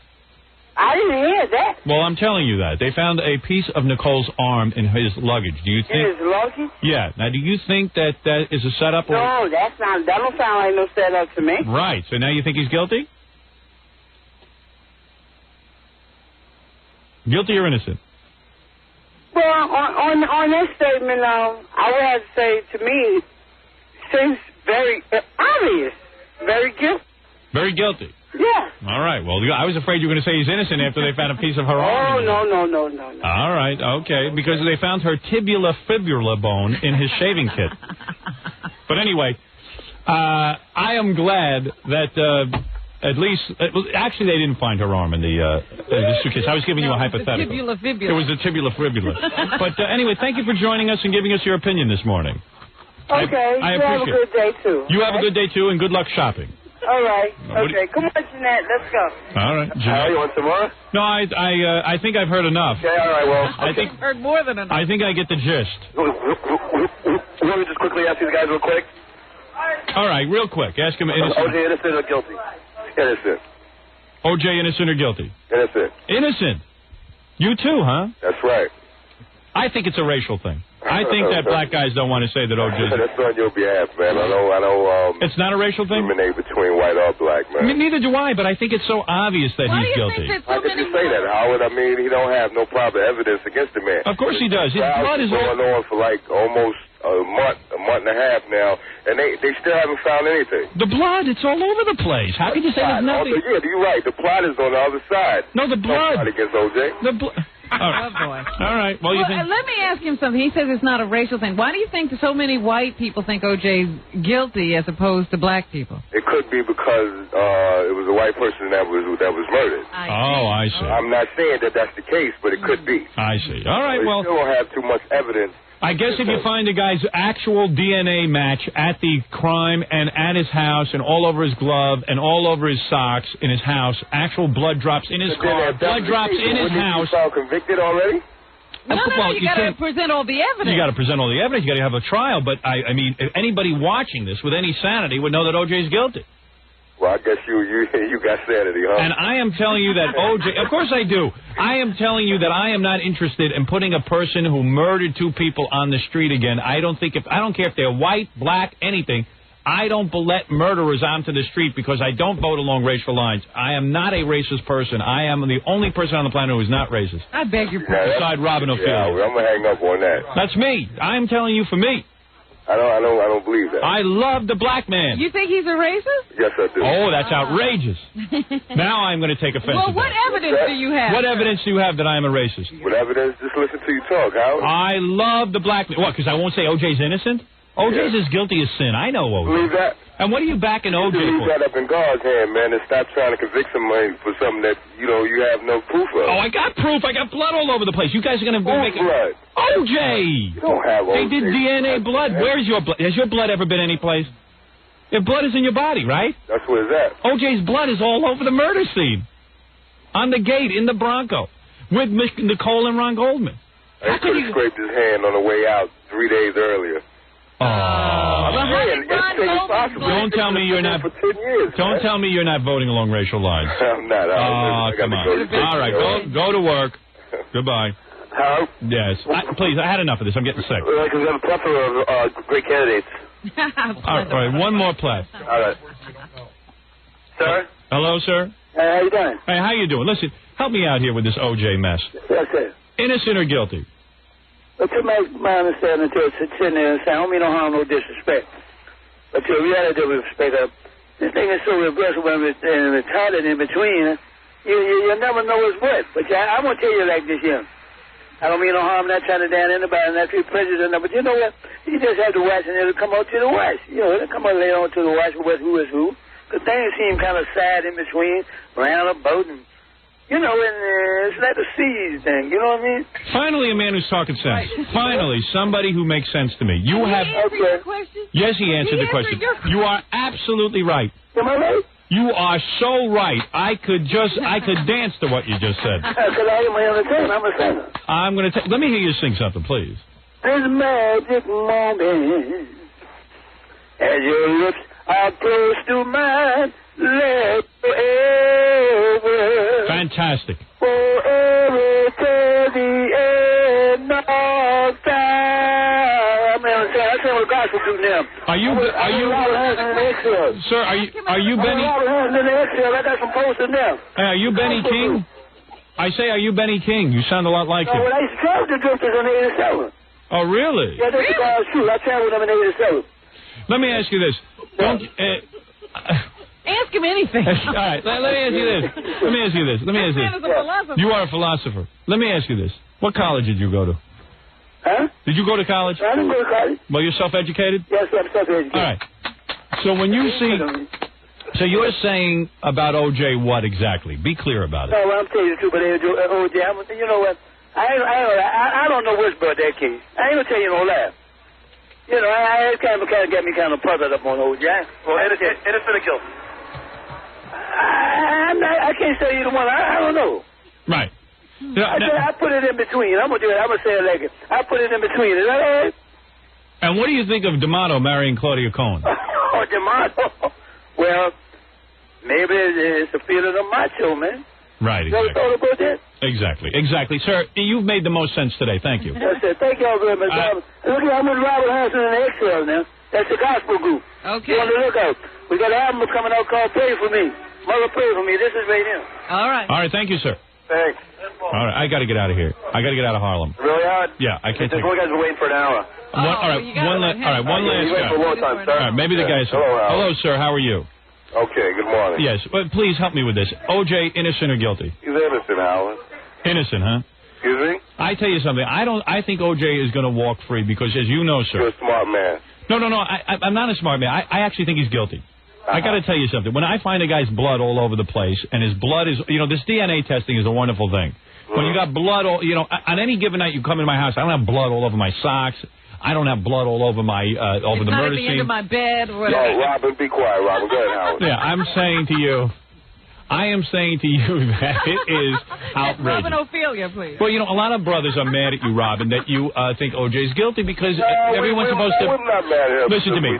You know that crime... We're mad at her because you've been making her quiver for so long, Howard. No, but you know that crime has been very, very bad in the black community. In other communities also. And you are a hard-working man. Absolutely. And there is no reason why you should be the victim of whether it's black crime or white crime. And the only way that you're going to get people off the streets who are criminals and people who have murdered is if you can't vote along racial lines. You got to say, wait a second, take a look at the evidence. There is blood. Who has more of a history of voting across racial lines? Absolutely. Let's get real with the this. white man has convicted. The white man. Who has a greater history? Sir, listen to me. The white man. The white man. The white man. This started long ago. Let me just say something. You are absolutely right. Yes. If you were a Jewish person and you were being tried by a German court, do you think the Jewish community would rally behind you? Sure they would. Let me say something to you. You are off. No, I'm much smarter than what you're saying. What you are saying is the following. You're comparing Nazi Germany. No, I'm not comparing. If you think that people, you think that the white man is. Don't take it out of context. Well, you just said Hitler and Jews. You can't convict. I said sir, you're part of this society. Howard, if you were being tried by a German court, all right. So you think? Goodbye, Howard. So you think? O.J.'s an American and he's being tried by an American be quiet, court. Robin. You're crossed lines already, Robin. I've crossed lines. Oh my. Way crossed lines, Robin. Let me ask you something. What does that mean? I mean, because she's against someone who murders, she is a woman. Excuse me. I know what it means. Please, Howard. I'm talking to Robin. If there is a woman who sees a batterer, who O.J. is, that we know is true. You're convinced he's a batterer, Howard? He went. You don't think he beat his wife? You don't think he beat his? He pleaded. Howard? He pleaded not. He pleaded. Howard, you never beat your girlfriend, Howard? Never. I would never lift my hand to a woman. Never. Your reputation precedes you. All right. Listen, I gotta go. I beat too. You made me mad. I don't know how I crossed any line. You crossed the line a long time ago. Thank you. Thank you. I got to get out of Harlem right now. Yeah. All right. Goodbye. I can't take Harlem. I can't take the logic. But that is the logic that will make O.J. an innocent man. And how Marsha Clark allowed an all-black jury is beyond me. This woman should be off the case. We were listening out there. Yeah. And it was really funny because that woman, you told her that Nicole's arm was in, O.J.'s house, and it was so painful for her to change her decision. I know. That hurt. She stopped. There was a long pause. Yeah, she goes, well, okay, maybe. All right. All right. Say the arm is in there. The arm is in the suitcase. That's one thing. All right. I guess I'm going to have to change my vote. But you understand that all of this blood evidence is no different than an arm being in a suitcase. He is an exact match. This is it. You couldn't ask for more evidence. Of course, there's no videotape of O.J. killing the woman, but you've got to draw certain conclusions based on what you see. And yet, people have blinders on. And the guy's rationale is, hey, for a long time, the white man has always voted along racial lines when it comes to juries. Well, I'm going to tell you something. That is the case. Absolutely. But if you're a black man or a white man at this point and there's a guy murdering... 100%. There were white people being sent to jail. Absolutely. But there were many trials down south where a black man was railroaded. True. Whenever they saw a black guy, he went to jail. Absolutely. and I'm not saying no, and I don't say that was right. But the point is they could convict a white man if there was overwhelming evidence. Of course. Who wants a guy who's that unstable out on the street? Do you think I mean, I don't care what color you are. Okay. There were some cases, maybe there's a fine line, you're not sure. So, okay, you give the benefit of the doubt to your black brother there. But for crying out loud, you don't allow a guy who murdered 2 people out on the street. Do you think the black community would have a different attitude if it were, say, like Marguerite? If Absolutely, but still they would side with O.J. In fact, the black female mentality in many cases is, well, he beat his woman. That, you know, it's accepted and it's wrong. You can't accept that. You look in the paper today. There's an article about the problems. The woman who claimed to be raped by Mike Tyson is Mike Tyson is getting out of jail after serving 3.5 years for rape. This woman can't come out of her house still. Right. She's still in jail. Yeah, they think she's acting. She was raped by Mike Tyson. Yeah, and like she's acting. And a lot of black women turn their backs on this woman. You never beat your girlfriend, Howard? Well, yeah, there's a lot of that. Did you kill her? You never beat your girlfriend? All right. I killed my girlfriend once. But she forgot to, you know what it is? I like a banana in the morning. She forgot to buy bananas. Well, that's justified. That's what I have with my cereal. I mean, come on. That's justifiable homicide. No banana. And I guarantee you, O.J. should walk free, based on everything that I see. Unless the 9 or 10 black people on that jury are from Mars. that O.J. will walk free, and this guy will get away with it. Well, I couldn't have been on the jury because I crossed over. You crossed over a long time ago. You crossed over the day you changed your name. All right, let's take a break, and we'll be back with the news. Yes. It's the Howard Stern Show. Here's Howard. All right, I can be puppets. Some things will never change. It's the person. The hell knows the words to any song? I don't know the words to one song. There's not a song that you could name that I know the words to. That's pretty pathetic. Robin doing the Robin show out there. I don't know if you can hear it in the background. Row, row, row your... Row your... boat? Right. Okay. All right, there's one I know. So we get Robin in here to do her show. There she is. It's the Robin Show. We've been listening to the Robin Show out in the hall. Robin Show. We're just listening to you out there. Who are you talking to? I was talking to Kathy Tobin. Tell Kathy to leave you alone. We're on the air. We're doing news. She was trying to. Oh, you were keeping her there. There are people calling with questions that they think need to be answered right now, which really don't need to be answered. Of course not. Of course not. Not during the show. The show is sacred. Absolutely. That's what I told him. I can't even see you. Fred, please. Fred's building a wall. Yeah, Fred's building a wall, so I can't see. All right, that's fine. Thank you. Anyway, what's in the news, Robin? Well, I have this nifty report. Did you announce my name? Oh, yeah, Robin Ophelia. Robin Ophelia. Thank you. Yes. You're going to have a hard time getting me into that. In a few weeks, it'll seem natural. Yeah. That does not seem natural at all.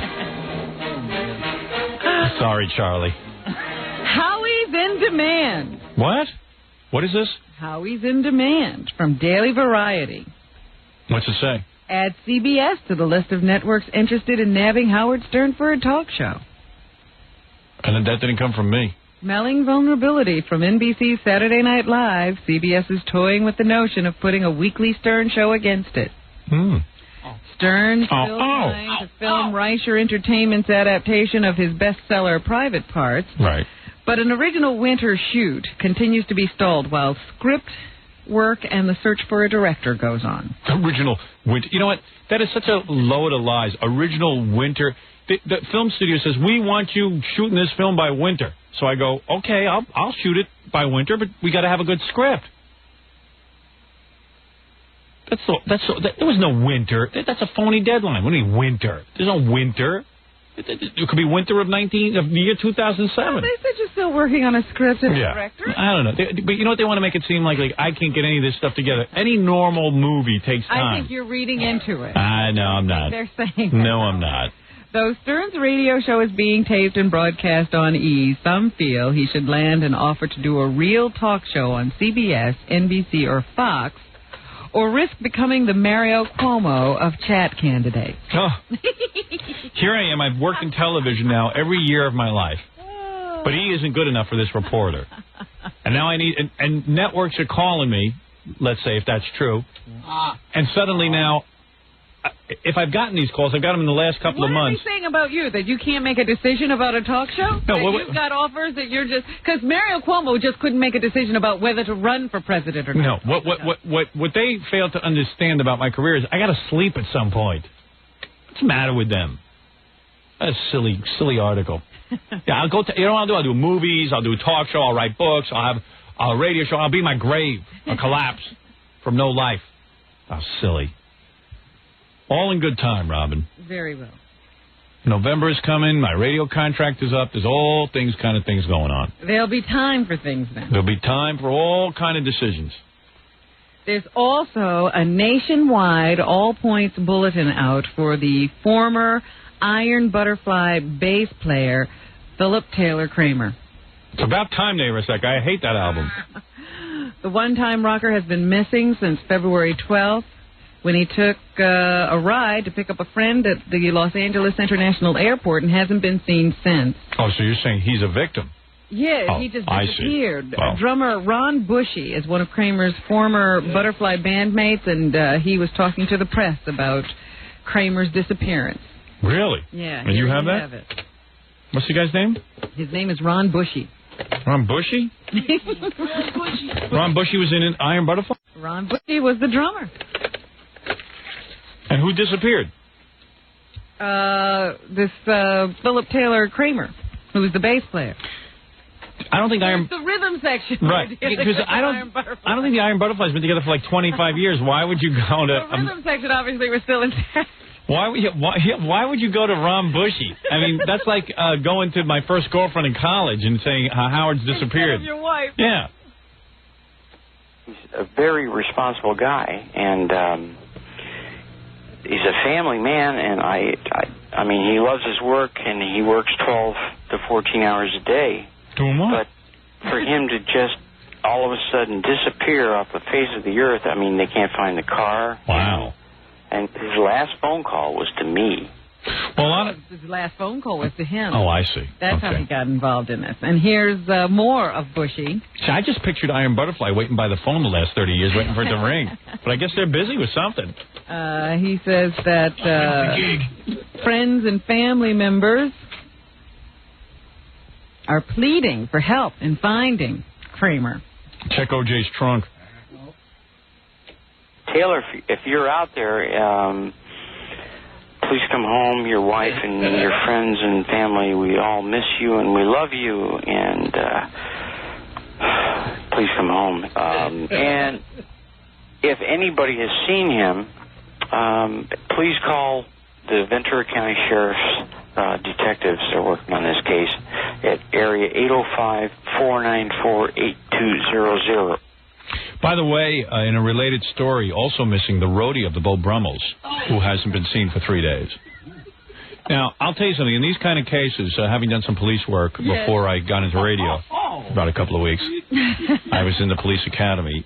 It's usually one of two things have gone on here. Either the guy had a midlife crisis and said, listen, the heck with this. I'm chucking the family and I'm taking out of here. I'm just taking a little bit of dough and I'm getting my life changed. In this kind of scenario, it doesn't sound like that because... it sounds like the guy had something going on. Well, listen to this. Kramer went to work for the aerospace industry after the band disbanded. I remember there was a guy in Iron Butterfly who was like some kind of genius. And he's not a part of the Butterfly reunion project now underway. Oh, my. They say that he might have been involved in sensitive government work. Really? Yeah. Cool. Think the Russians got him?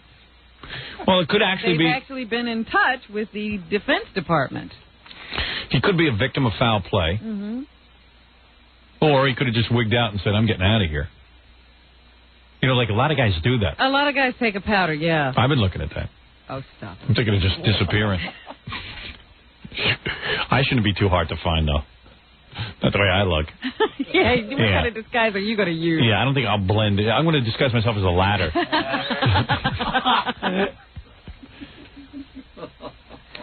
But that's pretty scary, isn't it? That, the guy from Iron Butterfly who was this aerospace technologist, apparently, is now missing. Oh, that's funny. I think you were going to say it's kind of scary that there's an Iron Butterfly reunion. Like, what are they going to do? And he got a DeVita? 1,000,000 times. No, they got the other. And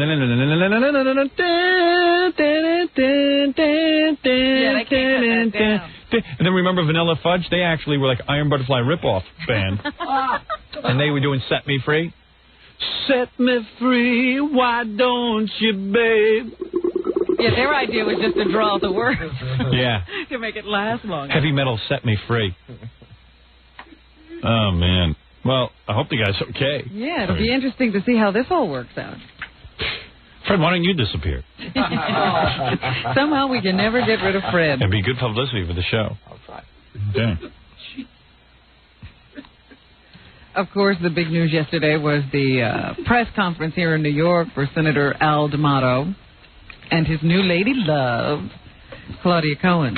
You've been on the phone with us. He was like, I love her. She's a great, I mean, the superlatives, you know, the expletives just go on and on. I mean, not expletives, the superlatives go on and on and on. She's a splendid, fine, incredible woman. Wow. Hubba. She must be. Because he can't find one bad thing to say about her. He keeps saying he's the frog kissed by the prince. S. Sass, yeah. All right. Please. Don't want to start any wild rumors. But you know what's funny? You know, the senator has dated over the years. He was separated, legally separated. And, yeah. And he has dated over the years, and no one has taken really an interest in his love life. It was this Claudia Cohen who... Not until he hooked up with Claudia. And, I mean, this has been great for her because I saw them interview people on the street. A lot of people don't know who Claudia Cohen is. Now they do.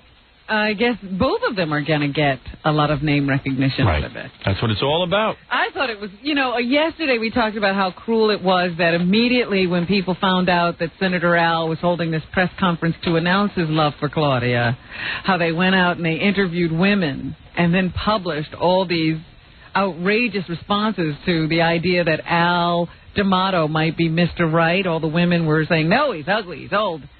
And today they have an astrologer in the Daily News saying it's not going to work. Is that right? Yeah. Poor Al. Joyce Gilson. Like she knows. Says that because D'Amato is a Leo and Claudia Cohen is a Sagittarius, that they are more in love with themselves than each other. Oh, please. You want reliable on what's going to happen? Let me check the Magic 8 Ball. My answer is it is definitely possible. They will get married and be happy. That was the question, by the way. Oh, okay. I think that astrologer, I've read her, I think that was Al's last girlfriend. She says this is more a self-love affair than a meshing of souls. Is that right? Yes. They may have been making pronouncements of undying love, but these are premature. Just like my ejaculation. The undying love they share is for publicity. Is that right? Yes. Gilson predicted that in 1995, Cohen, fueled by anger over past slights, could be the recipient of contracts for television and books that tell all about men she has known in her past is not out of the question. Excuse me. Al better be careful. She was upset about past lives? No. Past love. Oh, past loves. Yes, she might write a book about the men in her past. Oh, please. She got enough money. Gilson says Claudia is determined to make her mark. Oh, that's an astrologer. What are you going to say? That's the same people who tell you that you're going to have a bad year. And finally, she says about Leo men, for all their generosity, they like women who will and can buy them gifts. Really? Which Claudia will certainly be able to do with her fortune. Give me a rich girlfriend. This sucks. My wife says to me last night, I want you to hold a press conference saying you love me.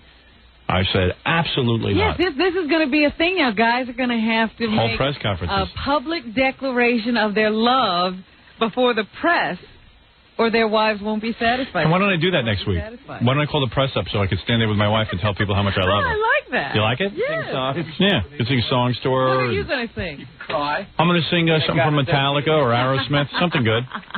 You know. I'll do a good song. Yeah. Inagata Davida, Allison. Don't you know that I love to be with you?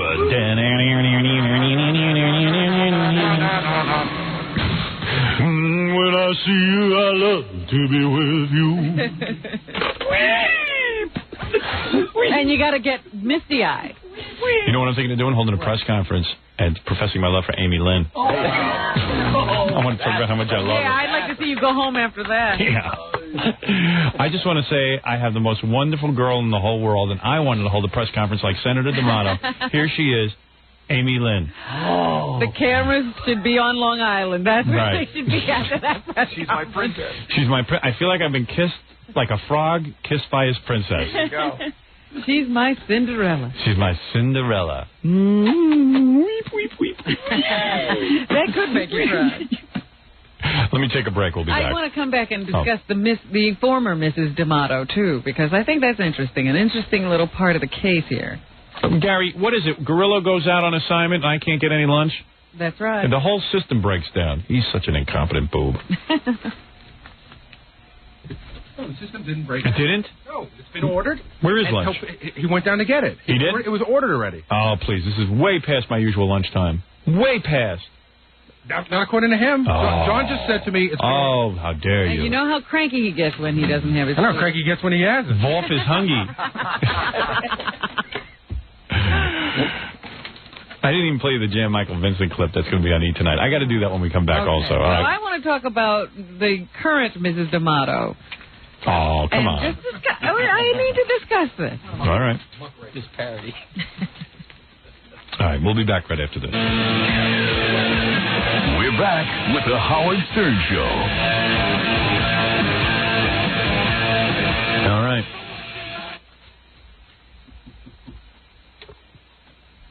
You said you were going to play the... Yeah, you know what? I'm going to wait till tomorrow because it's getting late in the show and All right. it's insane to start playing that stuff now. I just try to stress to Gary, it's so important for me to get lunch the same time every day because I sit here, I get dizzy from hunger. I don't know what else to tell him. I'm dizzy. I'm not a robot. Do you have your food or not? No. Oh. I don't want it now. I can't eat it during the show. Will told me that... This is not the usual time. He told me that this is the time you get it every day. He's lying. He just came in and told me it's not the time he usually brings it in. He told you that? Yeah. Because he just told me, don't worry, Gary, he doesn't know what he's talking about. This is the time he gets it every day. I don't know what I'm talking about. I'm ready to pass out from a diabetic coma. You know what? I know it seems... You know, I know why people get bad reputations in this Right, business. but hold on a tantrum and unreasonable tantrum. You know why? Because I know it sounds like really childish. Hey, you're so hungry, man. You got a job to do. Just do your job, and why don't you bring some food with you? I don't know. Maybe it sounds obnoxious. But, you know, you're sitting here already. I'm almost on hour 5. Haven't eaten since 4 in the morning. And I'm talking nonstop like a friggin', I don't know, like a friggin' what talks nonstop? Nothing. Nothing. But you. What'd you say, Robin? Oh, all right. I'm talking. Me and Robin are talking nonstop. That's Robin Ophelia.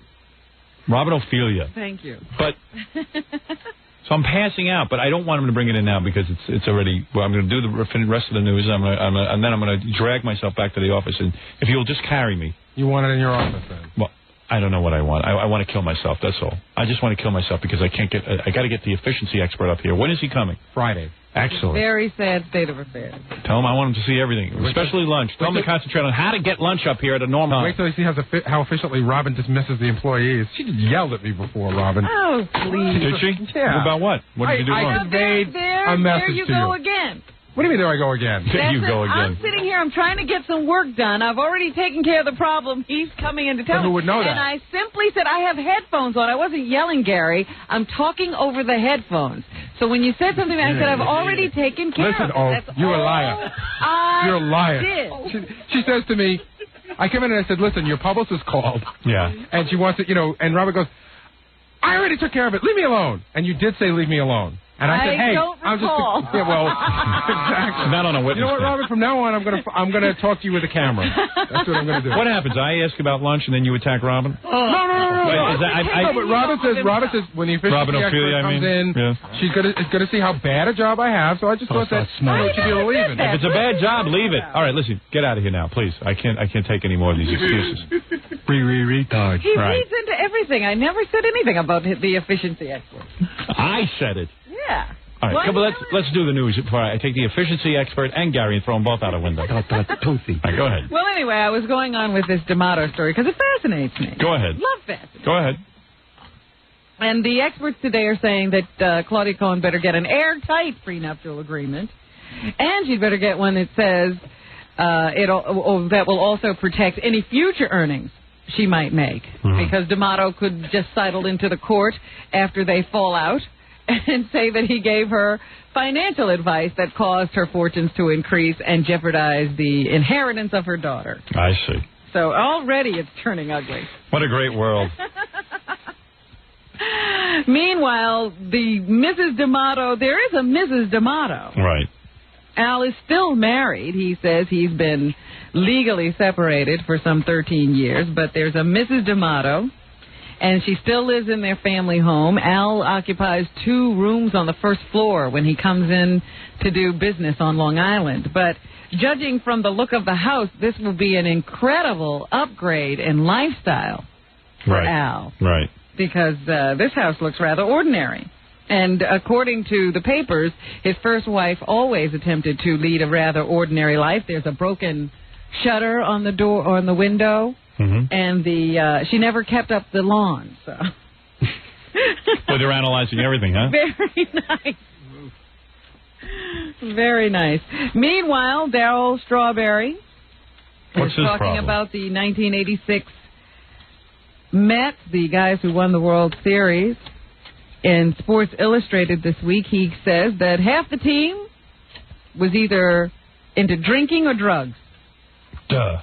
He claims that 2 of his former teammates turned him on for the first time. Right. It's all their fault. Oh, he's going to blame them now, huh? Yes. Yeah, like baseball players don't go out drinking and drugging. That's why they become baseball players. It's cool. He says that he was a young rookie, I guess, and he came into the locker room, and some guys took him to the side and said, there's a couple of lines back there for you. It's the big time, so get used to it. Right. So he immediately just went back there and snorted up this white powder. Because he's a dummy. He does what everyone tells him to do. Yeah, if they tell him to walk off a ledge, I guess he does that, too. Right.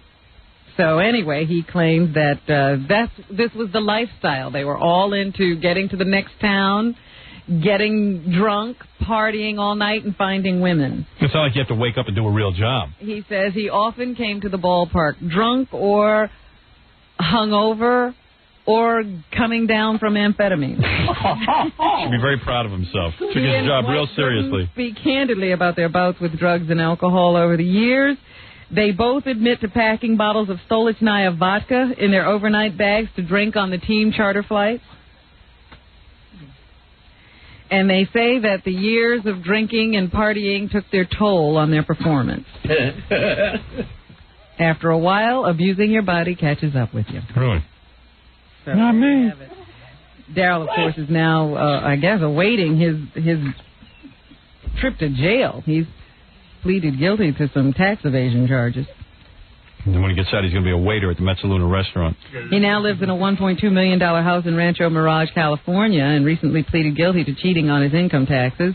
He blames his drug and alcohol problems on his father, Henry Strawberry. Henry Strawberry. Charging that his father beat him when he was a child. Like whose father didn't? Anything else in the news, Robin? There are a few other things. You know how we're always talking about that movie? Yes. The Stepdad. Great movie. Well, there seems to be a case just like it out on Staten Island. A construction worker out there is accused of slaughtering his family, and he stood silent and dazed in court yesterday as his lawyer entered a not guilty plea on his behalf. Prosecutors say Philip Guerrero shot and killed his wife, his stepson, and his in-laws at their home on Sunday. Doesn't he know you're supposed to just get a good disguise, move over about 3 houses down, and just take over somebody else's life? He obviously didn't plan. Oh, he didn't watch the movie. Because then he's supposed to get on the ferry and go off to another town. He admits I just killed my family. He admits he shot the gun, but says he doesn't know whom he killed. There's a defense. Now, holy mackerel. He's saying, who's his lawyer, Kingfish? Guerrero told police where they could find the sawed-off shotgun that killed his family, and police found it in the bedroom of the Evan Place home. The 56-year-old construction worker who gave himself up to police after the murders looked dazed and exhausted as he stood briefly for his arraignment. The only family member to escape the slaughter was his 9-year-old stepdaughter, Marissa. According to sources, Marissa was the only one he liked. There you go. That's why you got to be nice to everyone. That's why I'm nice to Scott the engineer. What if one day he goes off? Quoting an unidentified police source, Guerrero flew into a murderous rage after being scolded by his wife for eating from a pot on the stove. He was eating spaghetti out of the pot. That'll do it. Oh, man. And she said, don't eat out of the pot, eat out of a plate. Oh, boy. She regrets saying that. Right downstairs and came up with that shotgun man. and let them all have it. I want my cigarette when I want it. I'll take it out of the pot when I want. You I don't like. Those are fatal words. I'll burn your eyes with my cigarette. Right. According to the prosecution. I'm sick and tired of being told what to do in my own kingdom. Do-da, do-da. Since when do I have to answer to you? I'm going to burn you a new butthole. I'll light you on fire while you sleep. I'm going to light fire to the bed and tie you down. With my cigarette. I'm going to tie you down with my packs. You'll be a human Chesterfield. You know, the kids are not behaving, and I want to be left alone. I'll shave your head and smoke your hair.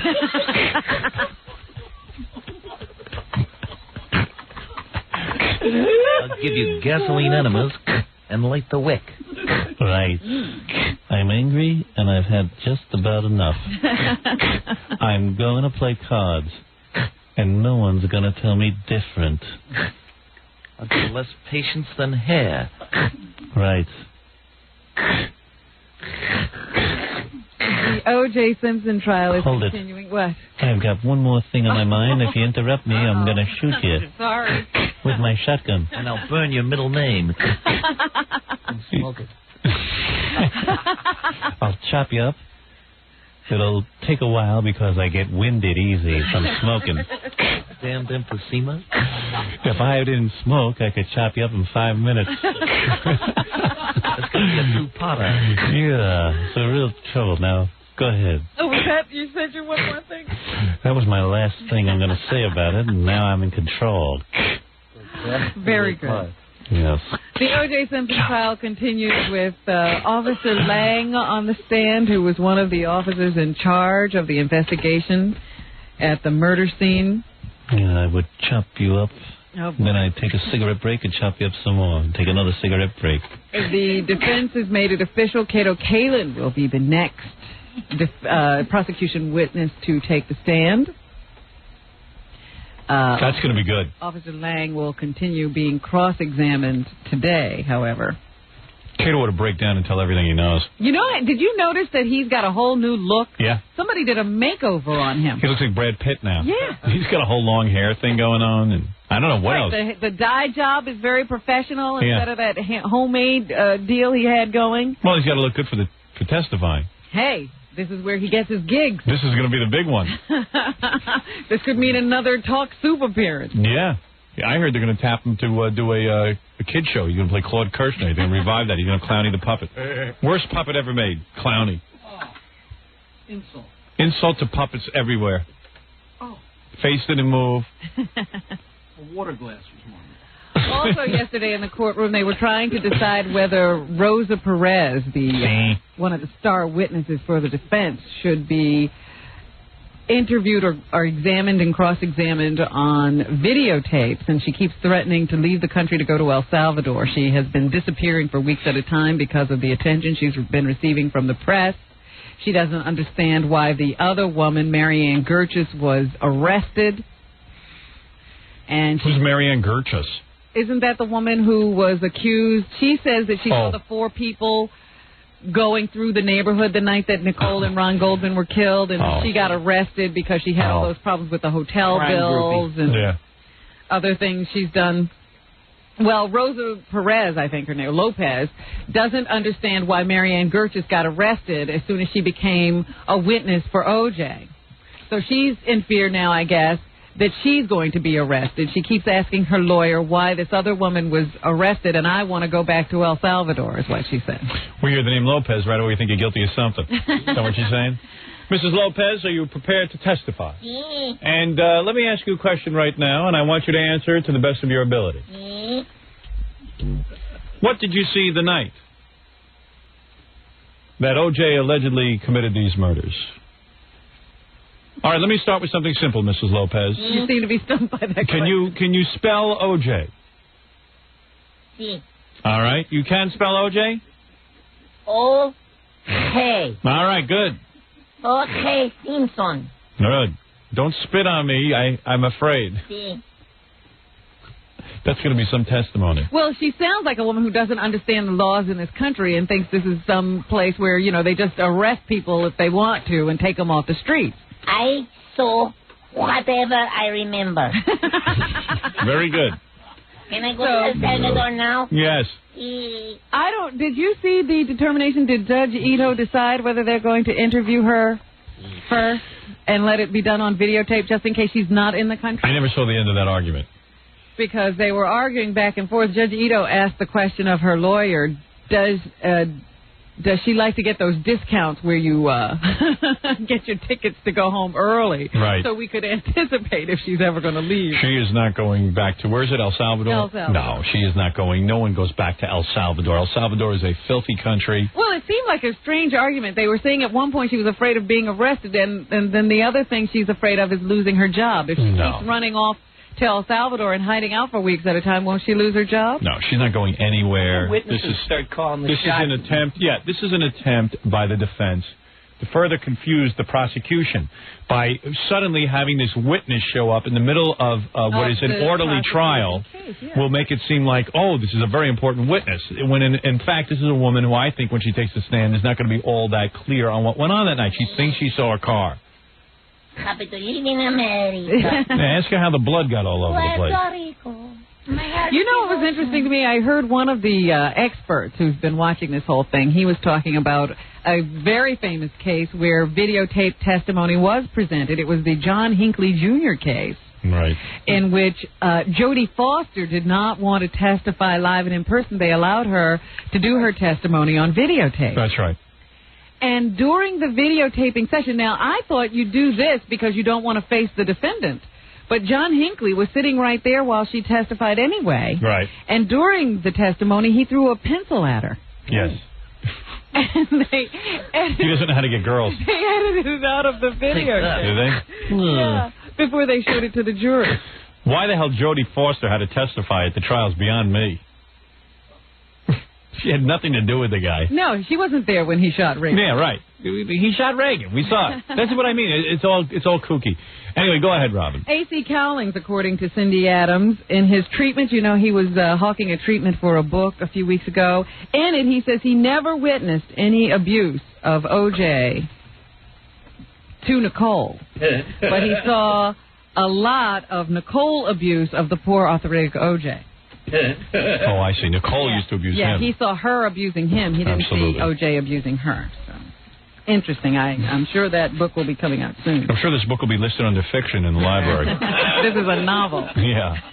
It's a made-up story. Drew Barrymore really ringing in another year rather festively. According to page 6, Drew is celebrating her 20th birthday. That's all she is? Yeah. She's hot. She's lived a lot in her 20 years. She showed up at a downtown topless club on Friday and jumped on stage and stripped stark naked. No kidding. With the help of her boyfriend. Hoo-ha. They say she was at the Blue Angel Erotic Club in Tribeca. Oh, yeah. With some friends, and the club has no liquor license, so Drew's friends, like other patrons, arrived with their own beer. They don't say whether Drew was drinking or not. So she's up to a lot of real interesting projects. Had, her own bouts with alcohol. She admitted that she started drinking at the age of 10 and by 14 was in rehab. They say she was dressed to thrill in a French-cut yellow T-shirt and jeans. Cool. And when she and her gang arrived, a comedian was working on the stage, but she got up and started touching him all over his body. He kept telling her to get off stage, but she refused, and she just took over the whole stage and started doing a slow striptease. What's a French-cut top? I don't know. Sounds good. But it must not be much. Girl not to touch you. Yeah, what comedian was that? Ghost Professor! Could you not touch me while I'm doing my act, please, lady? Ghost Professor! Maybe it was that guy who was at the Arsenio Hall show with the butts. Larry Amaro. Larry Amaro. Butt man, yeah. Don't touch me during my act. Oh. She got herself out of her shirt and pants. Started showing off her tattoos. Dig it. I dig that. Then she slipped off her bra. Ooh, she's cute. And they say she didn't look like a beginner. She knew how to work the crowd. Oh, yeah. Good girl. Then she asked them, do you want to see me take off my underwear? Yeah, and while you're up there, can you wash out my pots and pans with that Brillo between your legs? And they say she proved to everyone she's not a natural blonde. One of the patrons said she had a beautiful body and great white skin. Super. Her boyfriend, the guy who plays in the band Hole, helped her out of her underwear on stage. They said he was into the whole thing. The whole thing.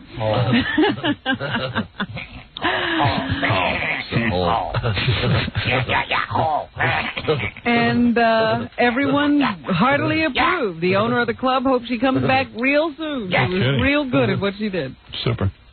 Meanwhile, Courtney Love of Hole, not to be outdone. According to Rush and Malloy today from the Daily News, they say Courtney Love and Sandra Bernhardt had to keep applying or reapplying their lipstick during their night out last Thursday. They spent the evening making out, according to this Sandra gets a lot of cool girls. Sandra gets tons of cool girls. Sandra does better than I do. She went to, Sandra showed up at the whole performance at Roseland, and afterward they took a limo ride down to an AIDS benefit. Was it a full moon last night? AIDS is cool. And they say it took them a long time to open that door once they arrived. Oh, really? Where's Finally, Sandra? Courtney emerged, her eyes looking as though she had been swimming in a highly chlorinated pool. Red bloodshot eyes, huh? Yeah. She proceeded to go inside and, according to one party guest, stumbled while climbing the stairs. Soul kissing that she and Bernhard reportedly enjoyed may have had something to do with the comic's past life as a pal of Madonna. I don't know what that means. Well, they're saying that Courtney is obsessed with Madonna and looking like Madonna. Oh, is that right? And being like Madonna, so Courtney might be into Sandra because of the old Madonna connection? Yeah. That's a pretty heavy step to take to be like Madonna, though. Start making out with Sandra Bernhard. Oh, my. All the celebrities are doing... just trying it out. She has declared herself a bisexual, though. All the celebrities are doing weird stuff to be more outrageous than Drew Barrymore. Sally Field whipped out a boob in a hardware store, and it's the talk of Hollywood. Everybody's Not really. up to something. You love me. They say that a grand jury in New Jersey could come down with charges against Kelsey Grammer sometime today, so you can look for that. That guy's a mess. He's accused of taking advantage of his kid's babysitter. Nut. They have several tapes, according to the 17-year-old girl's lawyer, that show that Grammer and the girl were involved in a romantic relationship. The girl just happened to be underage and a little bit illegal at the time. Very good. And the man who saved Smokey the Bear is dead. Do you know that story, that there was really a cub that got dubbed Smokey the Bear? He was running out of a forest fire, and he was found by this guy who worked in a park. I was smoking in the woods, and I accidentally lit a business fire in history. The least I could do was save the bear. And the bear lived with him for a time before moving to the Washington Zoo and becoming dubbed Smokey the Bear. I ended up killing every animal in the forest except that bear. That bear got away. The bear got away. Well, the guy who actually did that is dead now. That's nothing. I got Frosty the Snowman locked up in my freezer. I'm going to have a cigarette and go look at him. No, there's no such thing as Smokey the Bear. That wasn't the real Smokey the Bear. There is no real Smokey There the Bear. was a Smokey the No, Bear. there isn't. What about there Peter was Rabbit? too. Yeah, I'll go save Peter Rabbit from the woods. Yeah. Homer C. Pickens died at the age of 91. Homer C. Pickens? He adopted Smokey. Did he smoke? What did he die of? Lung cancer? My favorite disease? No, he died after a brief illness. Emphysema? Well, did he die of... He died of a brief illness. He just got something and just turned him away. You know, he wasn't old. Thank you, Robin Ophelia Quivers. Thank you. Thank you. I'm the only one who respects your new name. I'm Scott the Engineer. I have 3 names, too. Scott the Engineer. So you can understand. That's right. And the Brady Bunch movie was #1 at the box office this weekend. Holy mackerel. Yeah, can you imagine? I know the writers of that movie. #1. They worked on one of my mini scripts. Mini scripts. The new Sean Connery, Lawrence Fishburne star Just Cause was #2. It used to be Larry Fishburne, you know. He changed his name like you. Yes, he's now Lawrence Fishburne. That's right. If you don't want to get on his bad side. What about Ophelia Fishburne? I wouldn't mind that. That's right. 3 Heavyweights was #3. Billy Madison slipping to #4. You know why I never go to the movies? Why? There's no smoking in the theater. It sucks. How can you enjoy a film? And #5, The Quick and the Dead with Sharon Stone. That's right. Billy Madison. Thank you. So there you have it. Billy Madison is duller than me. Does Billy Madison smoke? You know, no leading characters smoke anymore. That's a shame. true. No, only bad guys smoke. Have you noticed that? Why is that? Must be a plot. I must be bad. I'm bad. I'm bad. You know who my favorite actor is? Who? Bogey. Oh, really? You know, he died of cancer.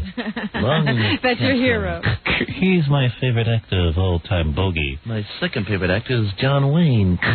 You realize he lost a lung to lung cancer and then still kept on going? That's right. He is a great actor. The greatest. The Duke. Won an Oscar with one lung. Tied behind his back. Cancerous bastard. And finally, congratulations to Tom Cruise. Tom Cruise, he doesn't smoke. Nicole Kidman. They have adopted baby #2. They adopted a little boy. Does the boy smoke? Do they have a special smoking room so they don't have to expose him to smoke? I'll send a cotton cigarette. He has several names. You think I'm out of control. His name is Connor Anthony Kidman Cruise. Yeah, and he was conceived in the back seat of a car, I bet. Who knows? You never know whether the adoptee is... I have no idea. White trash. And look here. You never know. It could have been a princess of Siam. Their first child was named Winston. Isabella Jane. All my children are named after cigarettes. You know who was the great actor of all time? Who? The greatest actor of all time was Yul Brynner. Yeah. He smoked, no hair. Perfect being. Just like me, smokes and no hair. I love it. But he had sex appeal. So what are you saying? I've had my share of the booty juice. That's right. My wife won't even let me on my computer alone. That's right. That's true, that's true. How many husbands you know can't even work on the computer alone for fear he could be seduced? She must see that Yul Brynner connection. She sees that sexual charge that I carry in my ozone. That's right. Yul Brynner, he kicked from lung cancer. What a wonderful, bald, addicted a-hole. And I can, too, spell O.J. Well, that's what's happening. Hey, what's that Tom Hanks thing with that hasty pudding? What is that hasty pudding? With these guys? Isn't that Harvard? I Harvard hate gives that. these awards to actors and actresses every year. But you guys dress up like homos and run around in dresses and then get Tom Hanks to dress up like a homo. What's that all about? It's an honor. I mean, what is that? And I don't even understand why that's an honor. Like, why does Tom Hanks show up for that, but he wouldn't show up for, like, this show? Like, what makes it okay to be part of Hasty Pudding and not part of, like, something else? Well, you want to be accepted by that crowd. Well, hey, if they offered me it, I wouldn't even show up. I'm not going to dress up like some girl, run around on stage with a bunch of geeks. Channel 9. Channel 9 what? What's your point? What's he talking about? I'm sorry. What are you doing? Stop. You must have a reason for saying that. She dressed up as a girl and ran around like a geek. Yeah, but that was for my show. What? You know, what am I talking to a wall? How long we work together? I said 2 Oh, words. for good. Yeah, well, do me a favor. Write them down when you think of something. Gentlemen. Oh. Gentlemen. What's he talking about? People, what kind of guy dresses up like a homo and runs around with Harvard geeks? The point is you got to do it for Harvard geeks. Boy, did he ruin my role. Oh. All right, I got to get out of here. I got to get out of here for a lot of different reasons. You can't get your food. You got No. Jackie to contend with. Gentlemen. Gentlemen. And I want to be called by 2 names. So Yeah. You better. Yeah, you know what? I think I got a problem with everybody today. No, Fred keeps quiet. I got no problem with him. Oh. All right, let me have a couple of notes here of who's doing what, and then I'm going to announce the E show tonight has a Jan Michael Vincent Part 2 with the Dom DeLuise tape. Yeah. Jackie the Joke Man Marlowe. To order Jackie's Wild Comedy CD or cassette, it's $10 plus $3 shipping and handling. Jokeland special: buy 2 get 1 free. Call 1-800-323-KING. This Saturday, February 25th, one big show at Vans, V-A-N-S, in Freehold, New Jersey. For dirty jokes, yes. For dirty jokes and info, call 516-922-WINE. Channel 9. Remember, 516-922-WINE is not a pay service. Channel 9. See Baba Booey this Saturday at the Javits Convention Center in Manhattan from noon to 2 for the New York Comic Book Spectacular. I'm an idiot. I'm a friggin' idiot. Damn right. To get a signed copy of Stuttering John CD, call 201-942-OUCH. If you're planning a wedding or a party and you need a DJ, call Scott the Engineer's Rocket Entertainment at 718-BAG-5040. I love that Scott came up for a name for his disco business and called it Rocket. I mean, got a rocket in my. There's nothing about Scott's personality that suggests rocket. No, he must have this vision of himself. Yeah. You know, he's delusional. He doesn't really see himself, so Yeah. he thinks he's a high energy guy. I mean, it's unbelievable. Rocket. I'm rocket. I'm a dynamo. Somebody stop me. Quick, call my number before I die. We'll have a cigarette together. Even if I die, I'm good on all my bookings. I'm going to be stuffed, and I'm going to stand there anyway. If I die, how will anybody know it? Right. You know what?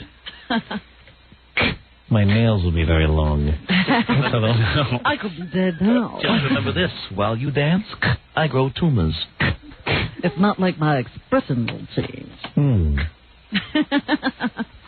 You know, that new Sharon Stone movie is The Quick and the Dead. My movie is The Not So Quick and Almost Dead. I'm almost dead. One more cigarette, though, before I go.